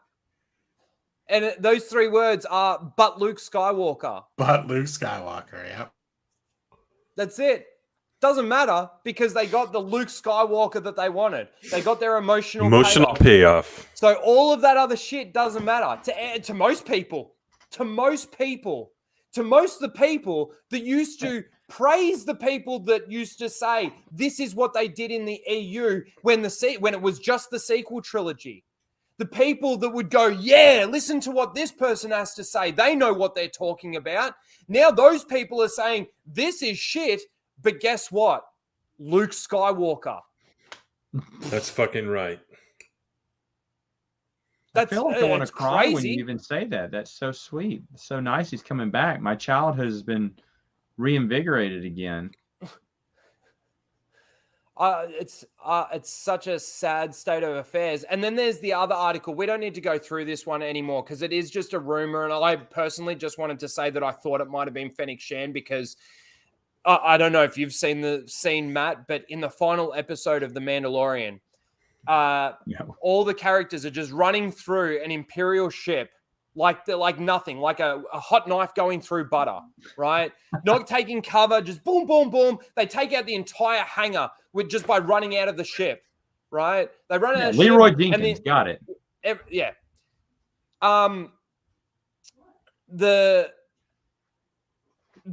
In that, there's a bit where from about, I don't know, what would the distance be? Maybe 5 yards or 10 yards or so away, a person fires a blaster shot and Fennec Shand literally goes like this, and the blaster shot, like, she ducks it, basically. So, anyway, I thought it might...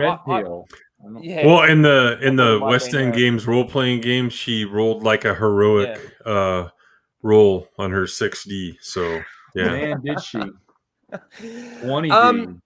So there's also this. Now we did talk a little bit about these books on your stream, didn't we, Tim? The one that yes. We Um, talked about this somewhere. yeah, Where we the hell had. did we talk about? Yeah, we talked about this. Anyway, yeah. but Great title. I think we were talking about just those books in general and talking about how they retconning the sequels when one of the books specifically dives into Luke and Kylo Ren and looking for not Luke and Kylo Ren, Luke and Lando looking for Exegol. I don't know why Lando would be looking for Exegol either. So again, like all these rumors out there are about, they're retconning the sequel trilogy. They're going to get rid of it. They're moving, John and Dave won the Civil War and they're moving in the right direction and all of that stuff. I mean, if you can't see even this as some sort of evidence that ain't true, right? Then I don't know. I can't even say a fucking bridge. Like, so let's take a look at this. And I did a short on this, and it did pretty well actually. I think I hit like 850 views. So awesome stuff.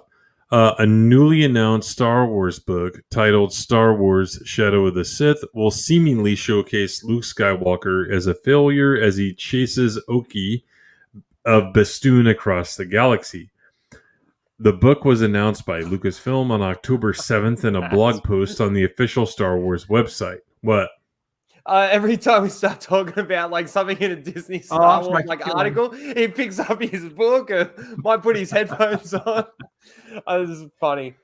This is like when me and Greg would go on mute when we're talking about Bad Batch. Yeah. A brief description of the book states Star Wars Shadow of the Sith, a novel from author Adam Christopher, and I'll tell you something about him in a minute, takes place after Star Wars Return of the Jedi and finds Luke Skywalker and Lando Calrissian on a mission to locate Exegol. So this guy right here, he was going to write a Mandalorian novel. In fact, I think it may be pretty much written. And it got canceled about a year ago. So it's like, here you go, Adam Christopher. We'll give you this as a consolation prize. You get to write about Luke Skywalker. So this kind of dispels this whole thing about, Filoni-verse and Mandoverse, because they're letting the guy that was going to write a Mandalorian novel write a Luke Skywalker novel about the Disney trilogy. Mm-hmm. So there it is. Or events before the Disney trilogy. Yeah, but I mean, directly connected to it. Yeah. You want to keep going here? It's always connected. It's going to connect. And if you believe otherwise, I just don't know what to tell you. Mm. Yeah. And the sad thing about that, is that they're not ever going to bring back the EU. We're never going to see anything from the EU on screen. They're going to pluck shit from it like they have been, like they did for the Mandalorian, all of those things. But they keep changing everything. I mean, I'm just going through my recent video that I'm making about this rematch of the century with Obi-Wan and stuff like that. And look, there was no occupation from the Empire on Tatooine up until Disney took it over, which is a very important factor for Obi-Wan being on Tatooine in exile and all of that sort of thing. There's so much that they just don't care about, that they're just willing to change willy-nilly, and there's no way that they're going to try and explain it before they get rid of it. They're going to try and make things work within the story so that, there's no way for me that they could do it where they could say something or they could tell a story earlier that's going to make The Last Jedi a better movie. Like nothing. So, my hope in regards to Disney giving us any real Star Wars, there's none. There's 0% of hope. I will get all my Star Wars from the expanded universe. No, we don't have to go through any more of this. Again, I think we already talked about this on your stream, and we, I think most of the people here in the chat know this too. Most of the things coming out of Disney at the moment is garbage, whether or not you're talking about Star Wars or Marvel for that matter. Most of it's shit. Yeah, but, as long as you get your Luke Skywalker moment, as long as you get your Ahsoka moment, as long as you get your cameo appearances from every fucking person in their tiny little universe, if you're happy with that, good for you. I will keep telling you how bad it is, and whether or not you listen to me or not, completely up to you. I'll keep pointing out my facts and the truth about why those things are shit. Not just going, oh, it's shit because it's shit. It's shit because it's Disney. Yeah, it's shit because it's Disney, but it's shit because this is what it destroys. It's shit because this is the piece of lore that they're actually taking completely out of context or completely destroying for that matter. Yeah. I will continue to do that. There's something that bothers me with Lucasfilm. Well, a lot of things that bother me with Lucasfilm. But one of the things is their outright stubbornness to continue the Legend storyline. Case in point, Star Wars Ronin comes out, completely unrelated to the canon. Someone on their Twitter feed asked, oh, so is this Legends? Legends used to be everything non-canon. No, it is not a Legends book. Well, therefore, one thing they did was they canonized Legends in its own special canon, its own special It's now nothing that's non-canon is now Legends. Legends is this thing that they hate because there's so many fans out there who love it, and they outright refuse, like a stubborn little child, to give it out. Mm-hmm. They will not give out new Legends material. No way. No way. People want to do more Legend stories. I guarantee you, Del Rey would love to have the shot. Marvel, I know, would love to have the shot. Mm-hmm. I interviewed Matthew. What's his name, Tim? Star Wars. Is it? I can't see it up there. Is it Rosenberg? Who did Star Wars 108? Anyway, I interviewed him on my channel. They would love to. They'd love to. They're just not allowed. I mean, the thing is, though, you can't tell those stories because there's so many fans that love that, and they're dead set about not giving the fans what they want. Caving to the fans. You cave to the fans all the day with your woke culture. You cave to them. You cater to them every day. You're just catering to the other side of the fans. You won't cave to all fans. You continue to be pissed because EU fans still ask for more Legends material. You're pissed because not one, not two, but 3 billboards have been set up in Lucasfilm's backyard. 2 of them were up there for 6.5 months. Thank you very much.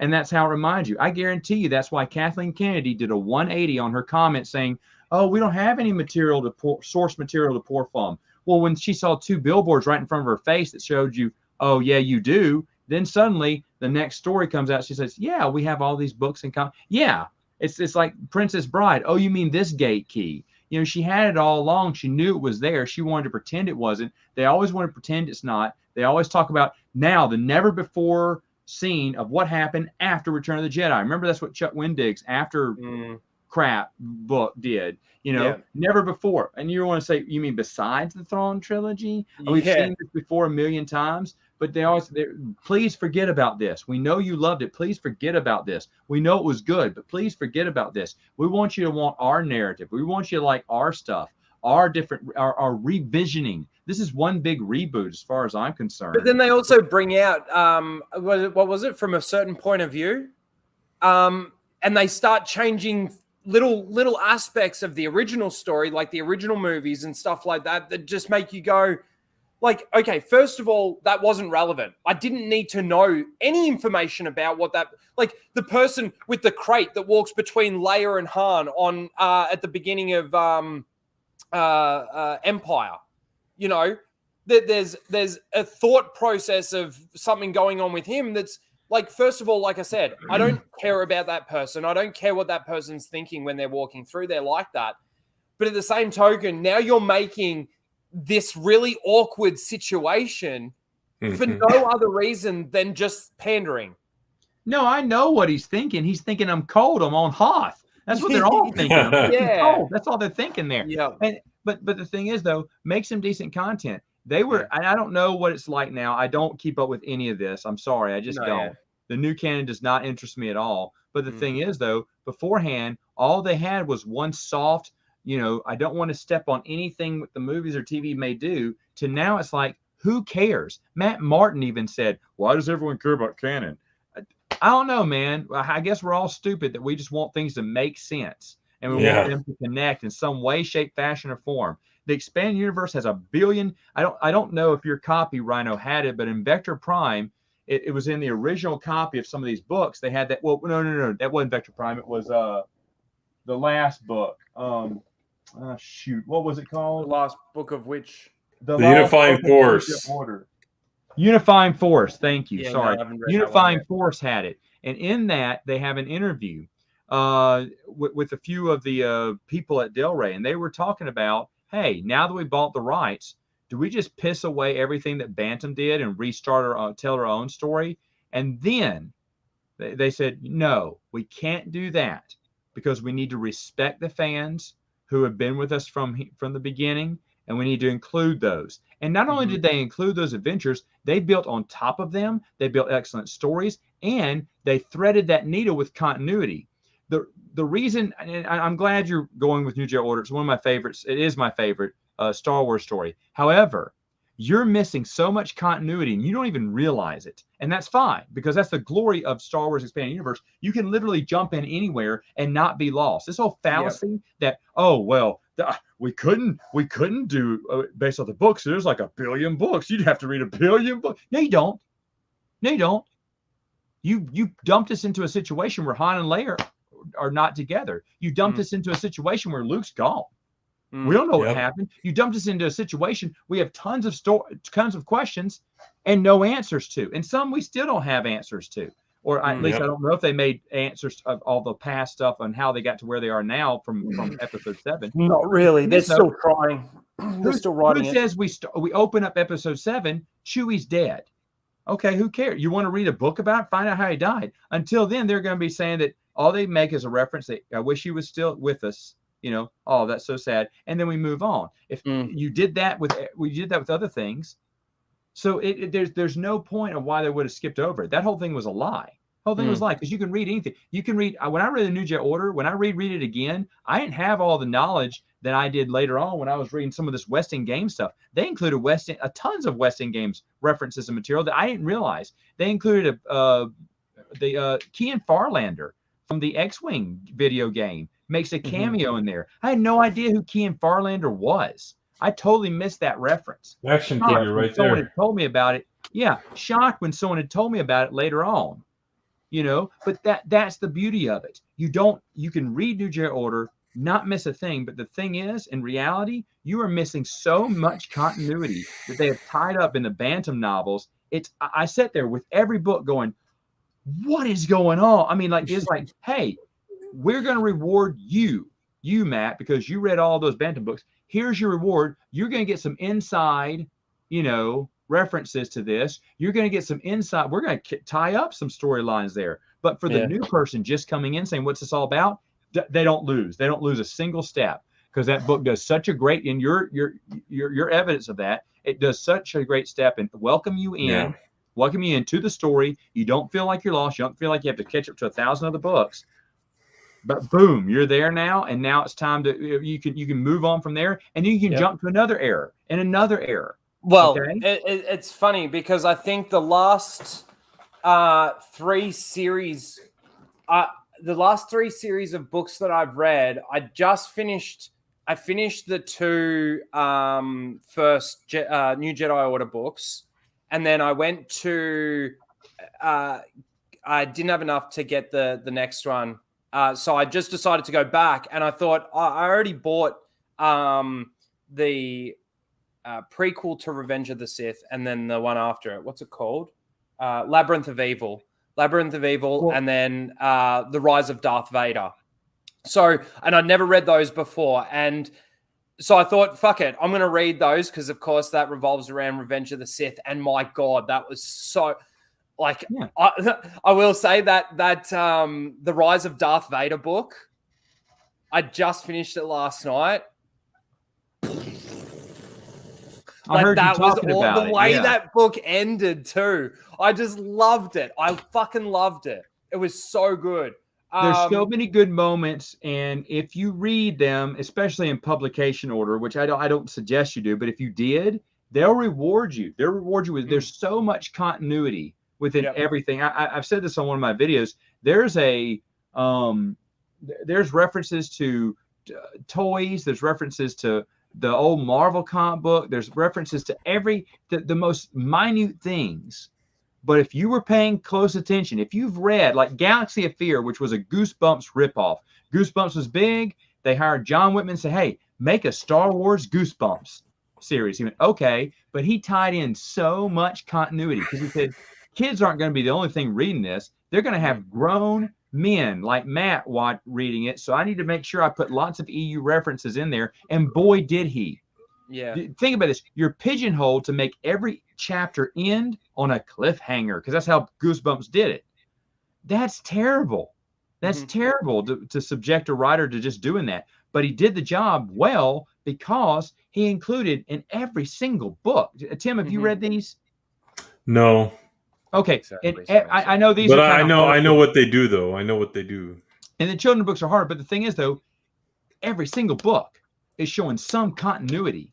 Well, what I like is when they would include like a vehicle from West End Games, just a random mention of a vehicle or something. Yeah, that's what I used to get excited about. Yeah, but like even like I've read Plagueis now a couple of times. That is a great book. But then having the Maul novels tie into that book as well. Like those two, there's Mall Lockdown and what's the Shadow? No, Shadow Hunter. Let me just Shadow Hunter, and it also ties into Cloak of Deception.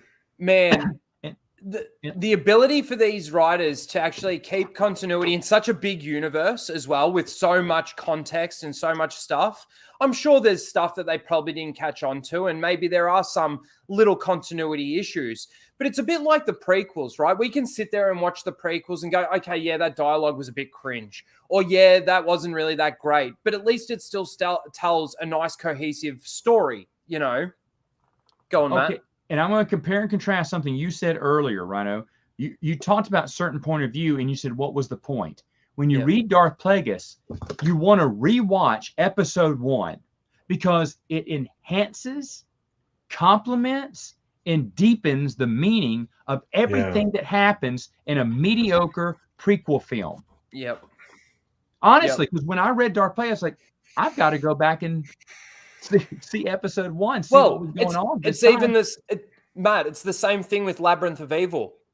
Right? After reading Labyrinth of Evil, you want to go back and rewatch Revenge of the Sith. It's going to give it so much more context. Yes. And that's what they should be doing. They should be going into, there are these books called Tales. Tales from Mos Eisley, Tales from Jabba's Palace, Tales from the Bounty Hunters. And they give a little bit more background in some of these characters, but they have a meaning and it enhances that. And you want to watch, or at least I wanted to go back and watch each one of those scenes and go, ooh, I know a little bit more about these people. There's a little bit, and that's what it should do. Jenny Tartovsky's Clone Wars complements season 3. It builds up and matches great with season 3. Dave Filoni's Clone Wars, I'm sorry if anyone here likes it, but Dave Filoni's Clone Wars misses the target. You watch this in chronological order with Attack of the Clones, Filoni's umpteen seasons of Clone Wars, and then episode 3. Not only are you going, why Ahsoka, but you're just thinking like, wait a minute, Count Dooku, he said, Obi-Wan turns to Anakin, this time we do it together. Well, if the Clone Wars is true, then Anakin should have turned to Obi-Wan and said, you mean like the last 3 times we faced him? What are you talking about? Are you still talking about that first time? Yeah. Back on Geonosis? I mean, it makes no sense. It's like Filoni he didn't watch episode 3. He kept making his own series, and no one tapped on the shoulder and said, hey, you're kind of making Grievous look like a loser and a doofus. Don't do that because it's very anticlimactic when he and Obi-Wan face off at, on Mustafar, or not Mustafar, whatever the planet was, because he's already faced him and he's already outsmarted him several times. We always know Grievous runs away. So is Grievous Oh, going to you're run talking away about again? Jim. Yeah. It lessens the meaning of that movie. It doesn't complement the movie at all. It doesn't build up anticipation for it, like Dark Lords of the Sith. Yeah. But the you know how you were saying, like, you know, you read these books and it makes you want to go and rewatch it. You know, it makes you want to go and just sit there and go, okay, now that I've got this extra bit of context, you watch it and it changes for you. It makes it it gives you that enjoyment again because you've got more context to what you're watching. The thing that I'm looking at with this, though, is are they going to give it context, or are they just going to use this to try and explain their story? This ain't going to give any more context to why Luke ended up going into exile himself, you know, and that's where their shit falls down. I think that, I don't know. I haven't really liked any of the Disney Star Wars books. I think the only one that I did like was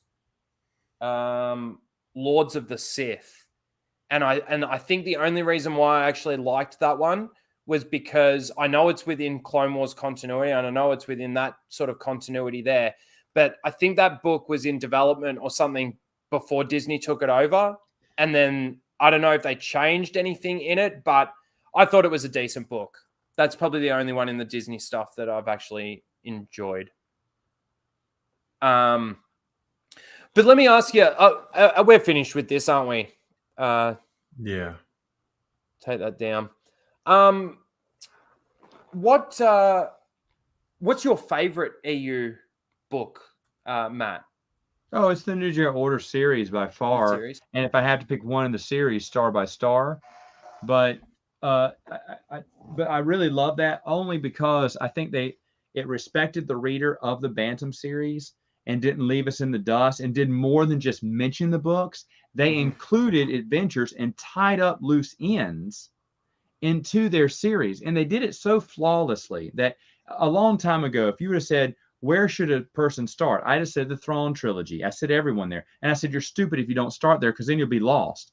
Yeah. No, because everyone tells me they started here. They started there. They started Young Jedi Knights. I was like, Young Jedi Knights? Aren't you curious about how Luke has an academy? Aren't you curious why there's twins and they're grown up and how Luke and no, they didn't care about that. That's where they started. They started in different eras. They started at different series. They started at weird places like Millennium Falcon. Someone told me he started on that one just because he loved the Millennium Falcon, saw the book, read it. He said, I thought it was good, but I was like, well, let me see what else is out there. I said, you started on Millennium Falcon? Someone just told me not too long ago they started on Crystal Star. Wow, I'm glad we kept you around. But the thing is, though, but they did that because they were a Star Trek fan, Tim, and they knew Vonda and McIntyre. Yeah. Yep, she wrote a lot of Star Trek novels. Yeah, she wrote a lot of Star Trek. And the thing is, though, the same thing could be said about Anne C. Crispin because she did Star Trek too. And a lot of people are like, well, I love her Star Trek. I'll try her Star Wars. And wow, what a great way to start off, right? A Han Solo trilogy that's really good. So, well, I mean, a lot of people. So go on, Tim.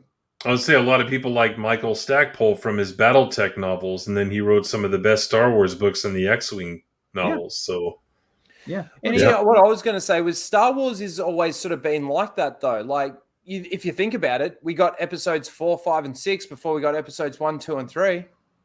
We didn't need to have that context to have this be really fucking awesome. You know, so I kind of look at the EU in the same way. It's not like, yeah, it's nice to have things in the timeline and be consistent with all of that. But, you know, I'll probably go back and read the Jedi Academy series. And I know that takes place before New Jedi Order. But again, it still hasn't taken away from it. Man, that first book, it's that's a crazy. It blew me away.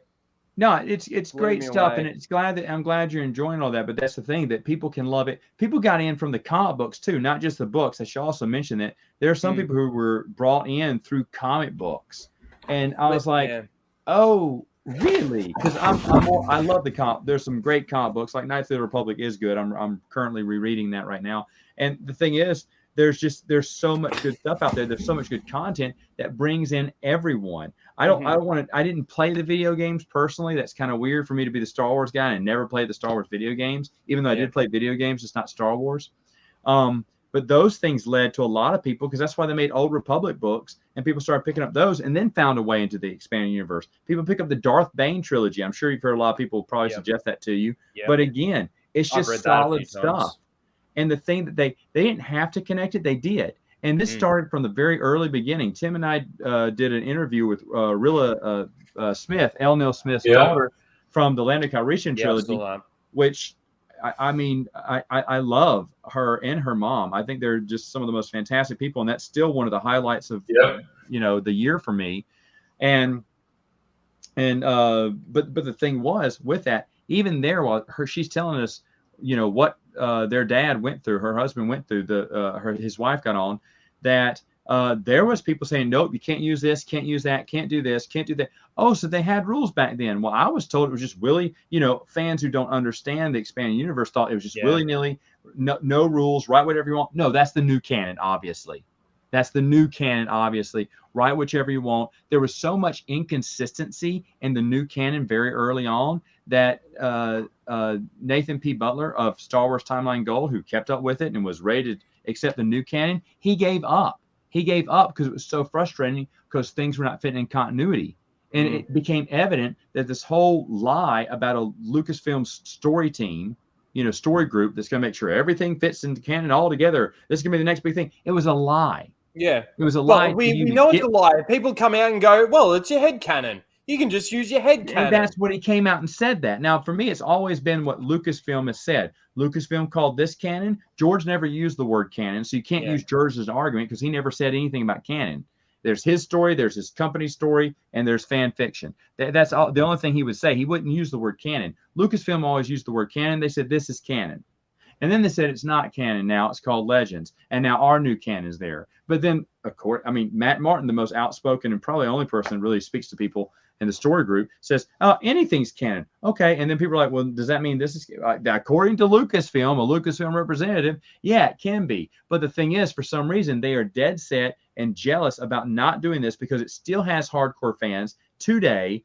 People rip on them all the time because they know where they're ripping up their stories. They're ripping out their stories from here. Man. I was called a prophet because I guessed what episode 9 was before episode 7 came out. But you know what? That's because I'd read this. They're pulling things from this. Sure, every story that you can talk about, they probably pull from here. And they know that, and they hate being called out about that, because they told us they were getting rid of this to expand their creativity, but their creativity is still right here. Well, I think that the worst EU book, whatever the worst expanded universe book is that's out there, would still be a better story than majority of the stuff that Disney has done, whether it be in novelization or on screen. Most assuredly, because it was still kept within that, continuity and that canon with the fans in mind, even though the writer may not have been as good, or their style may not have been as good, their creativity may not have been as good. At least it was something. At least it was something. And we don't have that. And the thing is, that continue on the news. Someone just asked me on my Q&A, if I took over Lucasfilm, would I destroy the new canon? No, keep it going. There's somebody's going to be watching, I guess. But I would definitely, what's wrong with giving an alternate story? What's wrong with that? There are alternate stories all the time, but they refuse. It's just some kind of, it's childish pride, That's jealousy. where you and I are different, Matt. I'd get rid of it just out of spite. I'd fucking get that shit out of here. Burn it. You could. I'm gonna burn every reel. Everything. You could throw someone in charge. Like I really feel like a broken record. I think I said this to my group last week, but it's your show here now. So, who directed Solo? Who was the last director of Solo? Ron Howard. Ron Howard. I would put him back in charge. Ron Howard is the only director, to my mind, that hasn't blamed the fans for not liking his movie. All he said was, and I quote, "I thought we made a great movie. I'm sorry people didn't like it." He didn't say, well, you know why people didn't like it? Because they're fill in the blank. They're toxic. They're bigots. They're anti-whatever.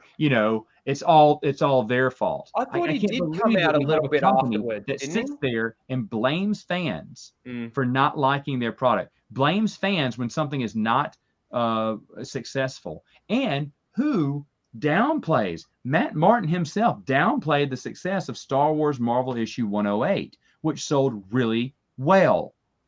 and he downplayed it when fans were talking about how great it was. He said, well, anything with multiple covers. And he says, well, it got a lot of marketing. No, it didn't. But that's the same. That's the same as Ryan Johnson saying that if Empire Strikes Back came out today, it would go like it would be one of the shittest movies ever or something. Whatever he was saying, like, do you even hear yourself when you speak? You fucking idiot! Seriously. And see, here's something to a point here. Star Wars isn't the only game in town anymore. There's tons of franchises out there now, Marvel included. Disney's competing against itself now. But the thing is, though, there's tons more franchises. That's why you have a waning of interest in Star Wars, because there's so many other things. I mean, the prequels came out just before Harry Potter. How fortunate. Because once Harry Potter came out, the lid was bust open, and now Star Wars wasn't the only game in town, and other, franchises started. Lord of the Rings before or after the prequels? Lord of the Rings? Yeah, before or after the prequels? When did Lord of the Rings come out? First Lord of the Rings? It may have come out mid-2000s. Because, it was 99. George probably did that really well. No, 99? 99 was when the prequels came out. 99, 2002, and 2005. Yeah. And that was right before all this other stuff started exploding. Yeah, he probably did it really well. He dropped it just in time. And he dropped it just in time where there was nothing else on the calendar. These things would go on, all summer long or whatnot. But the thing is, though, now you're in a highly competitive market, and you want to piss away the most dedicated fans that you have because you have some petty jealousy over their love of an older story that you weren't involved in. Boo hoo. Go ahead. But this is the point that I make, Matt, is like, okay, if you were literally going to buy it to throw it in the bin, why'd you buy it? Why'd you buy it for $4 billion? If all these stories that apparently in your eyes aren't canon, what the fuck what are you fucking buying? Did you buy 6 movies that are already made? Is that what you did? I'll tell you, some Bob, animated shows? Bob Iger knew what he bought when he made the announcement. He made the announcement. It has, it stretches out from tens of thousands of years, a storyline from tens of thousands of years. He's talking about the expanded universe. He said hundreds of books, movies, comics. He knew what he'd bought. But then Kathleen Kennedy isn't going to use any of it. J.J. Abrams. I reckon there was a lot of Kathy involvement, but I reckon it was J.J. Abrams that really talked probably Kathy into allowing him to tell his own story. So he didn't have to do his homework. No, J.J. Abrams. Again, he did. I don't even think, from what we've heard, he didn't even want to make a Star Wars movie to begin with. So of course he doesn't want to do the homework.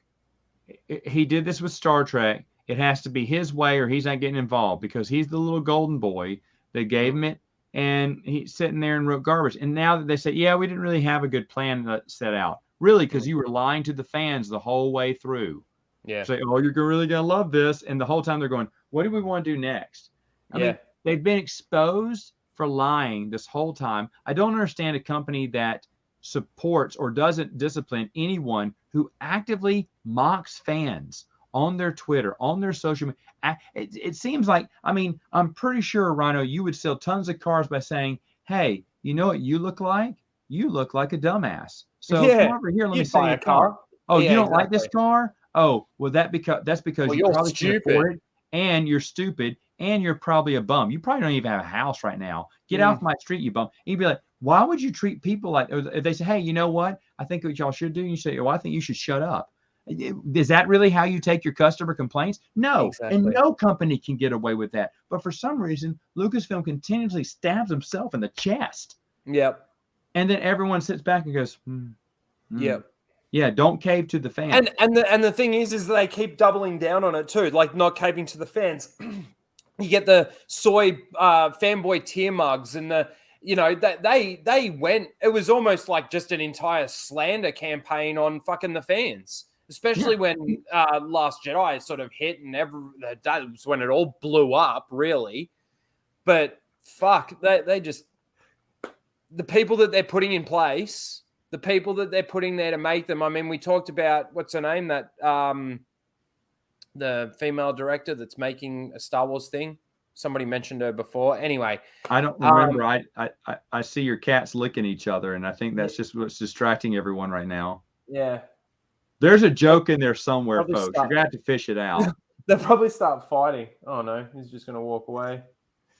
No, but no, I agree with what you're saying there. I agree. It's insane to me why, why a Disney lets this action go on at Lucasfilm. Lets this outright, just vehement attacks. I mean, seriously, mocking fans and stuff. It's like, who lets them do this? And then they wonder why they're not as successful. You just want to piss away your fan. What company says that's a good plan? And it's not caving to the fans. You cater to the fans. I guarantee you, if some type of car, I mean, I'm using this because you're a car salesman. If some type of car is selling, I'm pretty sure you're going to get more of those. You're probably going to order more of those if that's the thing going on. And if they say, hey, we want more 2-seaters or we want more you want bigger, we'll get some bigger. Yeah, you got it. Everyone keeps asking for it. You deliver what you want. I worked in retail for years. We gave people what we wanted. I sold Beanie Babies in the 90s. I thought they were worthless bags of beans, but you know what? People wanted to pay for them, so we got them. Yeah, we'll do what sells. We'll go with what sells. You want to offer them what they want, and I don't see this outright just refusal to not give them. And it doesn't cost you anything. I guarantee you, these are vendors here. This is Del Rey. This is Marvel. The comic books are hurting. Everyone's here made videos where manga's kicking ass and comic books are not. They're falling to pieces. The comic book industry doesn't know what to do. But if they know that they had a big seller with a Legends comic book, then you know what? They'd love to make more. But Matthew Rosenberg said they're not allowed to.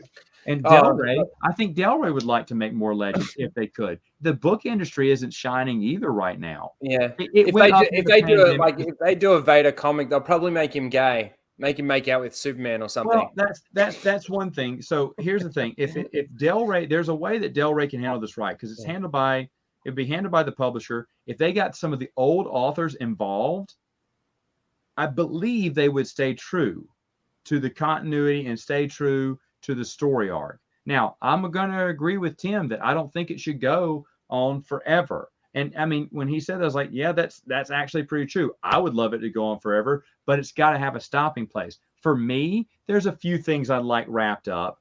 And then, but I'd really like to see that bridge gap between Fate of the Jedi, which is, or Crucible, and then go all the way to the Legacy comic book, which was the future of Star Wars and stuff.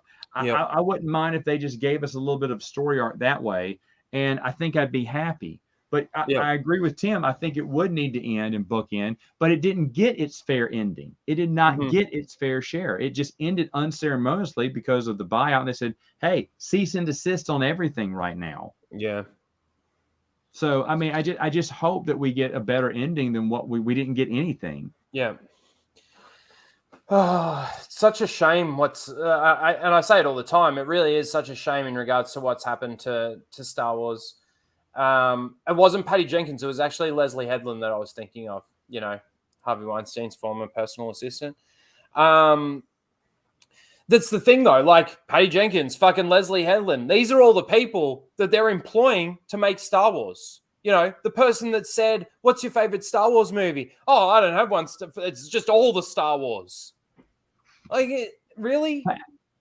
Yeah, Patty Jenkins. You could pay Matt half the money that you were about to pay Leslie. Yeah, fucking talk about fucking equality. You could pay Matt half the money you're about to pay fucking Leslie Headland to make this shit, and he will make a 10 times better story, Star Wars story, than she will ever make.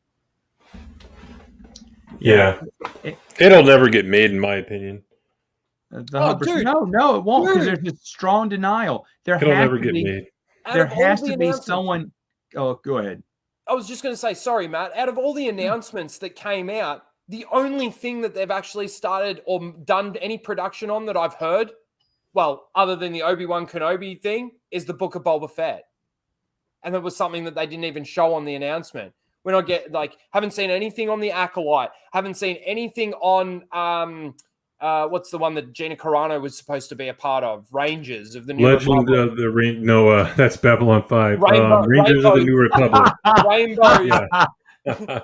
Rainbows in the New Republic.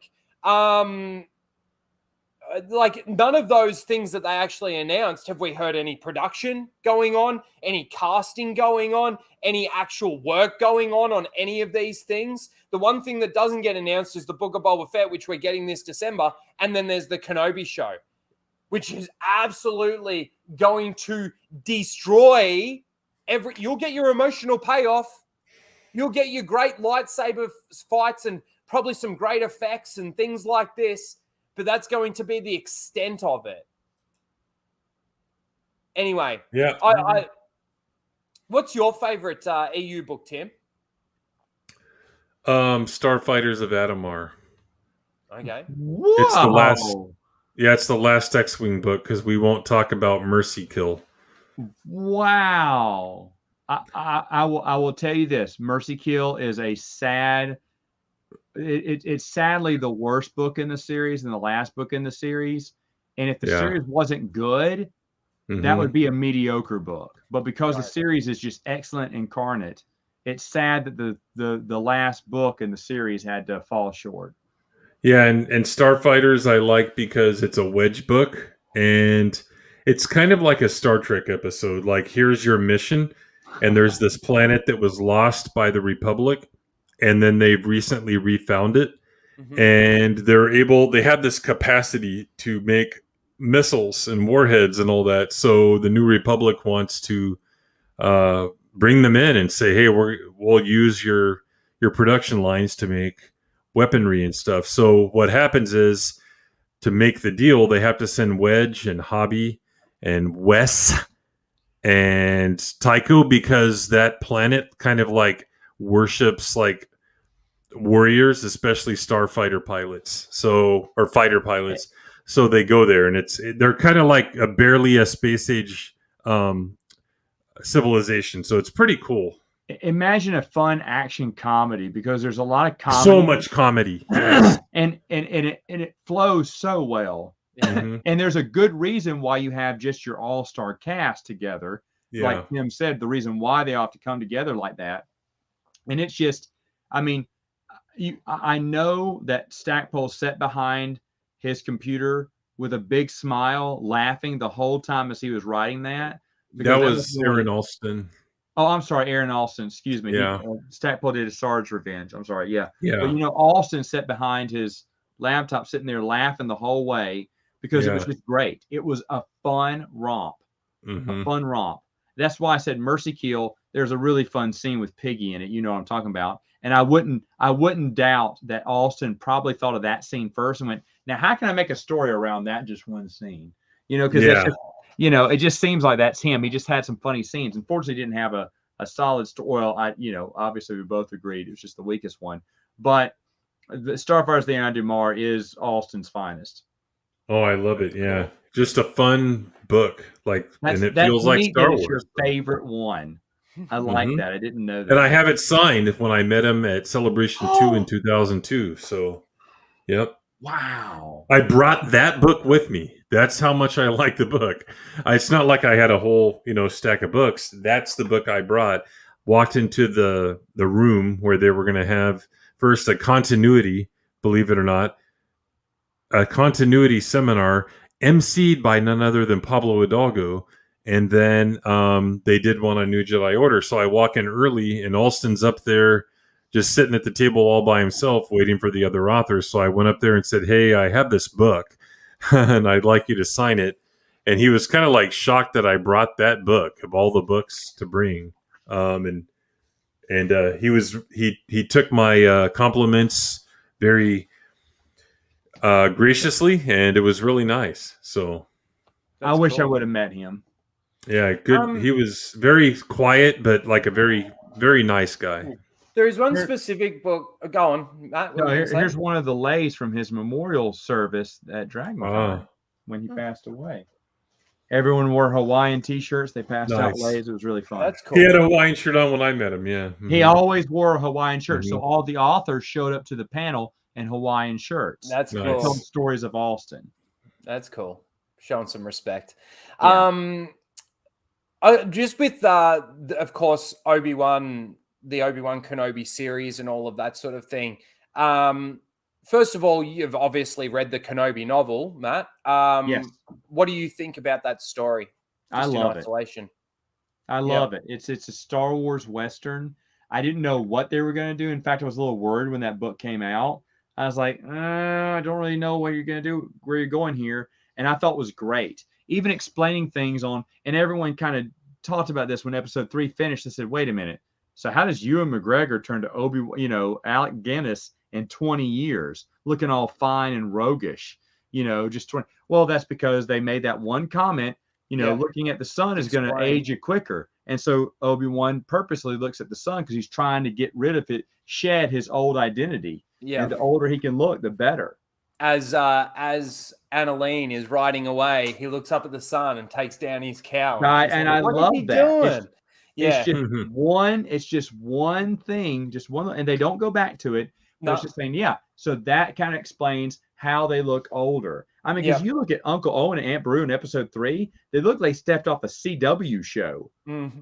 I mean, fresh young teens here having a baby. You're like, what? Well, okay, now we know that the twin sons of Tatooine. I get that. Okay, I'm for it. Let's do it. That's a great excuse. And he wrote that in. When John Jackson Miller is on it, he hits home runs. He hits home runs. The thing that and this is just another little continuity thing between different books, but within sort of the same era and the same story. One thing with the Obi-Wan book that I was hoping that we would actually get a little bit of is him actually making contact with Qui-Gon. Oh. Right? Now, there are those moments where he's essentially talking to himself, but he's talking to Qui-Gon. And he hopes that Qui-Gon is listening, but you never hear a conversation happen between them. Just to give you an idea of how awesome this is, if you go back and you read The Rise of Darth Vader, at the end of that book, he has a conversation with Qui-Gon. And very cool. Obviously, what that tells me is that the Obi-Wan book takes place actually in between the events of the Rise of Darth Vader novel. Again, just filling in the continuity and these things. And man, it's such. They're so great. And like you said, it as long as it's going to complement, enhance the movies that it's built upon, that's awesome. That's great. And they've done a lot of good service with that. The way they treated Boba Fett through the EU was really good. I don't know about Tim, but every time they talked about a new Boba Fett comic book or something like that in the EU, I was like, oh no, they're going to ruin him. Yeah. And he was good. Yeah. Then you got things like Bloodlines there. So watch my review on that. Yeah. That was a really good review. But the thing is, they respected these characters and they did them well. Han's, and I've talked about this, but Han Solo's story arc in Return of the Jedi, he is done with the whole loner bit. He's done. He's now finally, that's the thing we love about him. He's gone from loner, like I'm grabbing my money and leaving, to Empire Strikes Back. Well, I'm only here for a little bit and then I got to go. Go. And then finally it's like, no, this is home. I'm committed this to is this. My family. These are my friends now. We're committed. Yeah. And so the expanded universe now says, okay, here's Han with kids. Here's Han growing to a family man. They even do a few adventures where Han tries to, sneak back and try to do a smuggling run and decides, I don't like this life anymore. This isn't me. Remember that, Tim? I think it was the first time you ever saw it was, I want to say Children of the Jedi. There's a hilarious scene where after that whole adventure, he and Chewie are just laying flat against, I can't remember where it is. I think they're off of a riverbed and they both look at each other. And Han goes, we're getting too old for this, pal. Screw this. I can go back to family life. Yep. But the thing is, though, he's thinking, I still got it. But then at the same time, like, this isn't fun. And when you have that realization, like, this isn't my life anymore. It used to be, but it's not. And he looks at it as shallow now, as being a loner, like how bad things were prior to finding Leia, prior to finding his family. That's what you want to hear. You want to hear that.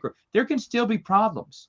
There can still be division. There can still be conflict. And every marriage is going to be problems. But the thing is, though, does Han quit? No. He's not a quitter, and we've learned that before. He's not someone who's ashamed of. I mean, when he sees that Jason's lost, that hurts him. but he's Yeah. not going to Yeah. pack up his bags and leave. Go Oh, out even across even the just in galaxy. these first books of the new Jedi Order.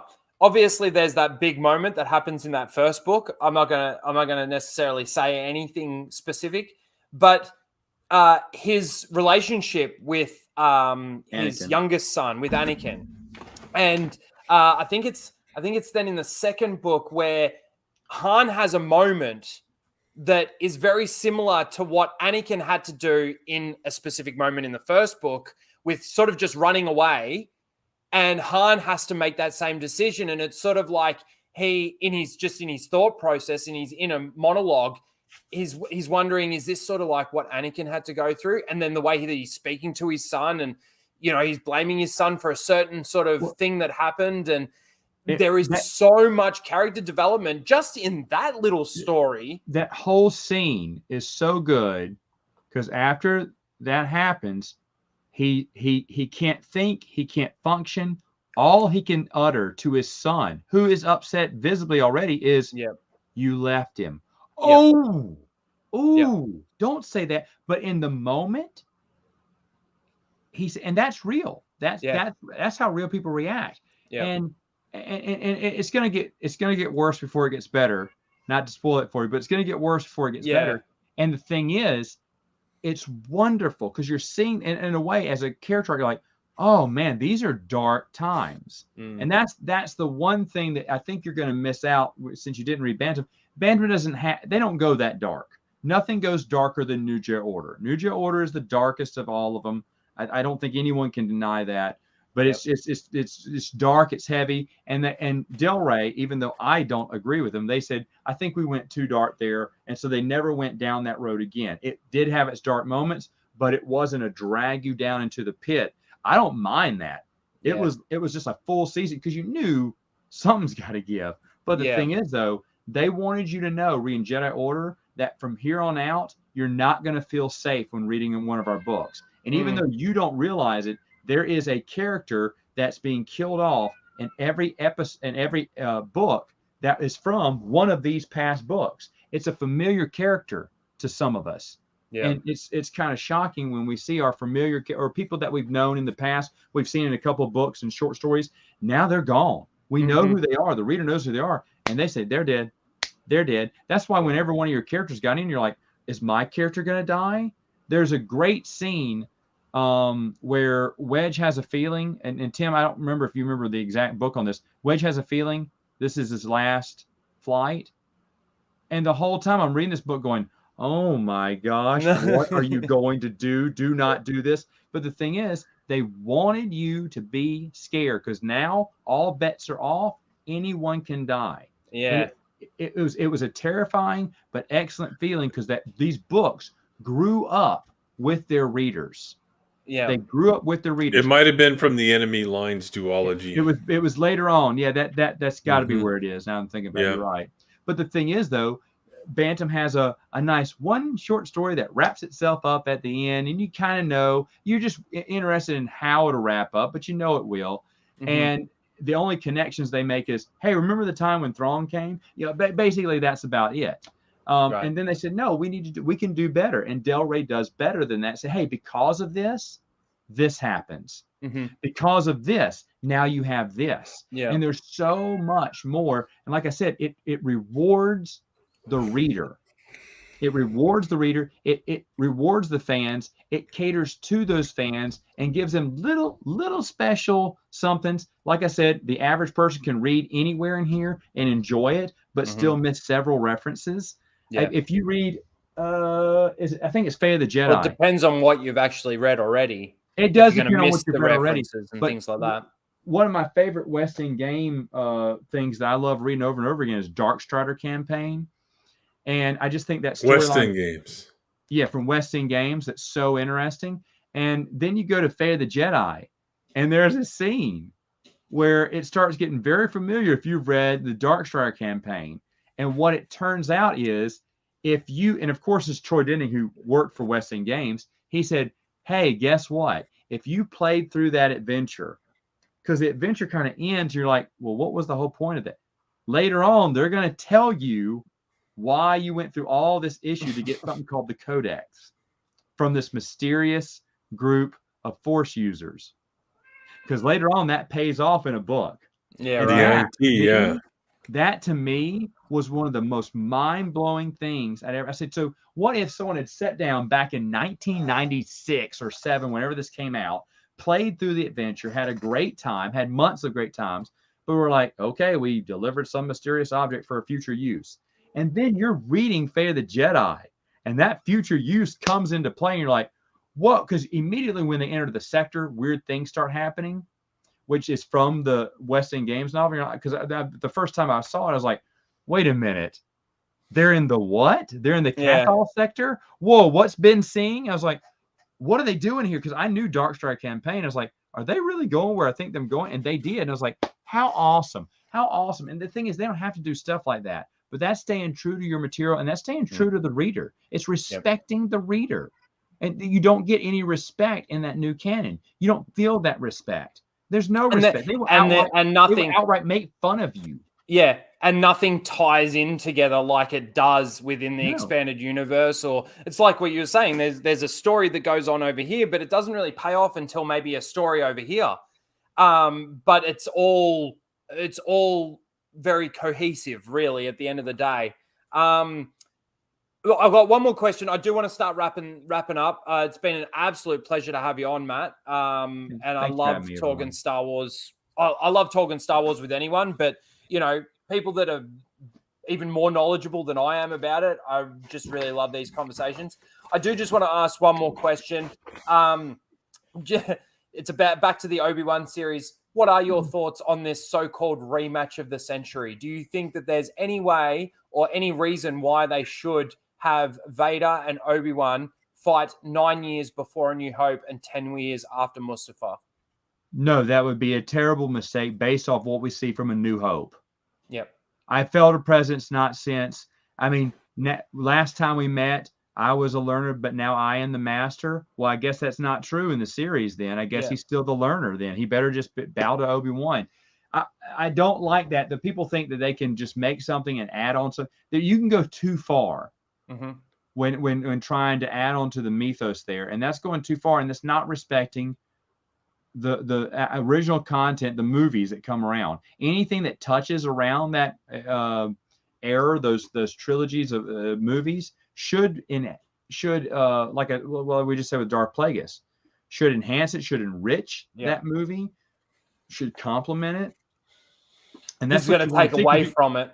Yeah, you're like, hey, you liked episode 1, you'll love Darth Plagueis. Yeah, you'll love it. Can I ask you, based on your knowledge of Darth Vader and your knowledge of his hatred and what he feels about Obi-Wan Kenobi and what he's basically done to Anakin or done to Vader, if, let's say, they were to meet up and fight 9 years before A New Hope, would Vader stop and wait 9 years before even going looking for him? Or would he even wait 9 years and wait for Obi-Wan to come for him? Or if he knew that he was out there and knew that he was alive, would he stop at nothing to kill him? I don't think he would go down to the planet, because he has those memories of his mother dying. And it's a scarred little boy, and the memories of slaughtering all the younglings and stuff. Those are things he never wants to see again, which is why Tatooine was the perfect hiding place for one of the twins. Yes, because thank you. Darth Vader would never set foot on the planet, and he doesn't. He doesn't in A New Hope. It's actually referenced. It's actually referenced in the book Rise of Darth Vader. How much he wants to disconnect from Tatooine and why it is the perfect place for Obi-Wan to stay. Exactly. It's the perfect place for him to stay. It's the perfect place for him to be. And it makes sense that he doesn't go down to the planet anymore. And who would? Who wants to go back and remember all the bad memories? Yep. Okay? No one wants to do that. It also references him never wanting to go back to Naboo either. He never wants to step foot on the planet of Naboo or Tatooine. Yeah. Because of those reasons. Exactly. Sorry. Yeah, no, you're exactly right. That's the thing. So it makes it the perfect place there. And so that's part of the reasoning behind it. And it's beautiful. And that the book points that out. It makes perfect sense. There are people who can think of great ideas, who can say, okay, maybe this and this and this, and they have these great ideas for the reasons why, and they can put pen to paper and make some great novels like we saw in the EU. There's a lot of creative minds. Two I talk to all the time is Joe Bongiorno and Rich Hanley. They've written some small fiction here. But both these guys think like this. They think about it in a continuity way. How can I make all this fit? You know, I love Rich Hanley. You'd like him, Tim. He's a huge Star Trek fan, and he's trying to convince me that Discovery can fit if you do this, this, this, and this, and this, and remember they have this, this, this. I think it's this, this, this. And I was like, Rich, I'm sorry, I can't do it anymore. I love you, brother, but it's like getting punched in the face every episode I watch. And I don't want to make Discovery fit. you gotta jump through fucking hoops and swing through roundabouts and shit like that just for it to try and make sense. And then you got Joe telling me how, well, these two universes can fit together. And of course, he's mentioning things like a Weston Games' Other Space, the Marvel comic issue where Lando goes into an alternate reality for a short, one brief stint, one brief filler comic book, and says, if you believe in the expanded universe, then you can have these other realities and say this. Well, as far as Other Space is a group of aliens that are just scary as all get out, and they want to just destroy every living creature. They're like the Thanos race. They just want death everywhere. I would love if Other Space invaded the new Disney canon and wiped them all out from the face of the earth. That'd be awesome. Yeah. Write that story, and I'll be buying new canon. Yeah. Well, on that note, we're going to get somehow we're going to get Matt employed over at Lucasfilm. You've got to pretend to be woke, Matt. That's the thing. Right. Just pretend, get in the door, and you'll be right. Right. But no. Hey, roll out your training program at Disney, the one that you did at your work. So, thank you, Matt, for coming on. Really appreciate having you and talking Star Wars and other bits and pieces. Is there anything that you let everyone know where you are, where they can find you, and what you've got coming up, what you're doing? I'm not creative. I'm just Matt Wilkins on YouTube, and I'm doing right now. I did Saddest Deaths, and everyone's like, "Where's so and so? Where's so and so?" There's full of spoilers, by the way. So I'm doing Epic Deaths later on next week, and then I'm gonna be rereading. I'm actually rereading through the expanded universe in chronological order. Something I suggest nobody do unless you've read it all before. But I wanted to see what a reread through chronological order will always be like. Plus, I'm giving second thoughts, maybe deeper thoughts on some of the stories that I've reviewed the first time. And do I still like it? Does it still hold up? Some of my opinions have changed on a few things so far. So that's what I'll be doing. And then I'm going to get Ryno on one of my streams, folks. So for sure, y'all come see him. Yep. Awesome. Well, yeah, thank you again for coming on. Everybody go and subscribe to Matt's channel. Go and you don't have a Twitter or anything, do you? No, but yeah, I'm not very social, I guess. No, it's probably a good thing that you're not on there. Trust me. But yes, thank you, dude, again for coming on. Greg, Grand High Priest. Been Yes, a little sir. Quiet. Are you awake? Yeah, well, are the you awake? expanded universe, I'm which awake. he doesn't know is that much about. Yeah, but that's Justin, right. Bob, thank you so much. It's always nice to be on a stream with you, sir. It is. You as well, sir. Yeah, and expanded universe. I that's one of those subjects that I can't really contribute a whole lot to. Have nothing against it. Just never got deep into it. Yeah. No hashtag fuck the expanded universe. No hashtag fuck for Disney Star fuck the Wars. expanded universe. That's the only part of Star Wars outside of the original 6 movies that should be ever consumed. Everything else has just been garbage. From third-party sellers. That's my rule. So But, yes, from third-party sellers, as long as they're selling, they're not just third-party reselling stuff that they just bought. Right. That was released. So that's a caveat. Is like that's not a loophole for third-party, and that well, if somebody buys something directly from Lucasfilm yesterday, and then you buy it from on eBay today, that you're not supporting Disney. Then you still are. So, I should say private seller. Yeah. yeah, not resellers. Avoid those like to play because all those people are just scalping, which is like not only are you giving Disney your money, you're giving some stupid scalper extra money on top of it. Like you're just throwing, might as well just light your money on fire. Have you got anything coming up? I can do You doing any fire. streams. Yeah, I can do fire too. I can blow shit up. Did you ever see me, Matt, blow up Ray on her little speeder bike thing from the prequels, the Lego? No. Go back. It's my 500 subscriber celebration video. It's a quick one if you want. Okay. And anyone in the chat that hasn't seen it, we blow up some Lego, and I think you'll enjoy it because it is Ray. That's hilarious. You got any streams that you're doing, Tim? Sorry, Greg? No. Tim? No. Okay. Tim. Nothing planned, I think, other than off the checks this week, right? No, we just did one. Did we? Nobody knows what they're doing. We Tim, just did one. Please let everyone know where they can find you and what you've got coming up, sir. Yeah, so I'm streaming tomorrow night. Nice. I don't know what I'm streaming, but I'm streaming something. I've been so busy at work, haven't had time to do anything. But tomorrow night, regular time, I'm streaming something. I'll set it up. I'm working from home tomorrow, so I'll set it up tomorrow.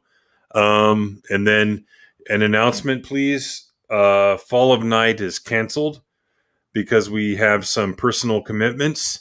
And we decided several months ago when we cancel it, we're not going to change the rotation. So we will be back 2 weeks from Saturday night. So sorry about that. No Fall of Night. And then I'm going to try and get some shorts out and a couple of video ideas that I have. But shorts, I really intended to have like 3 or 4 more since Monday night, but I've been so busy with work. And it's making me tired, to be honest. I've been going to bed kind of early, so yeah. We're coming into summer. I got to get some shorts, actually. That was such a bad joke. Everyone, go and so we can subscribe. twerk in them, yeah. Go and subscribe to Tim, Open Airlock Policy. He's got some awesome videos. OG's been dropping the links. As for me, and there's Matt's link in the chat as well. So everyone, please go over there. As for me, like I said, I've finished the script. I've started. I'm working on the editing side of this Obi-Wan Kenobi rematch of the century. Why I've got a bad feeling about this video. I don't exactly know what it's going to be called yet. Something like that. Then we're going to go back to Disney Star Wars Continuity, the Mandalorian edition, and I'm going to continue on with that series.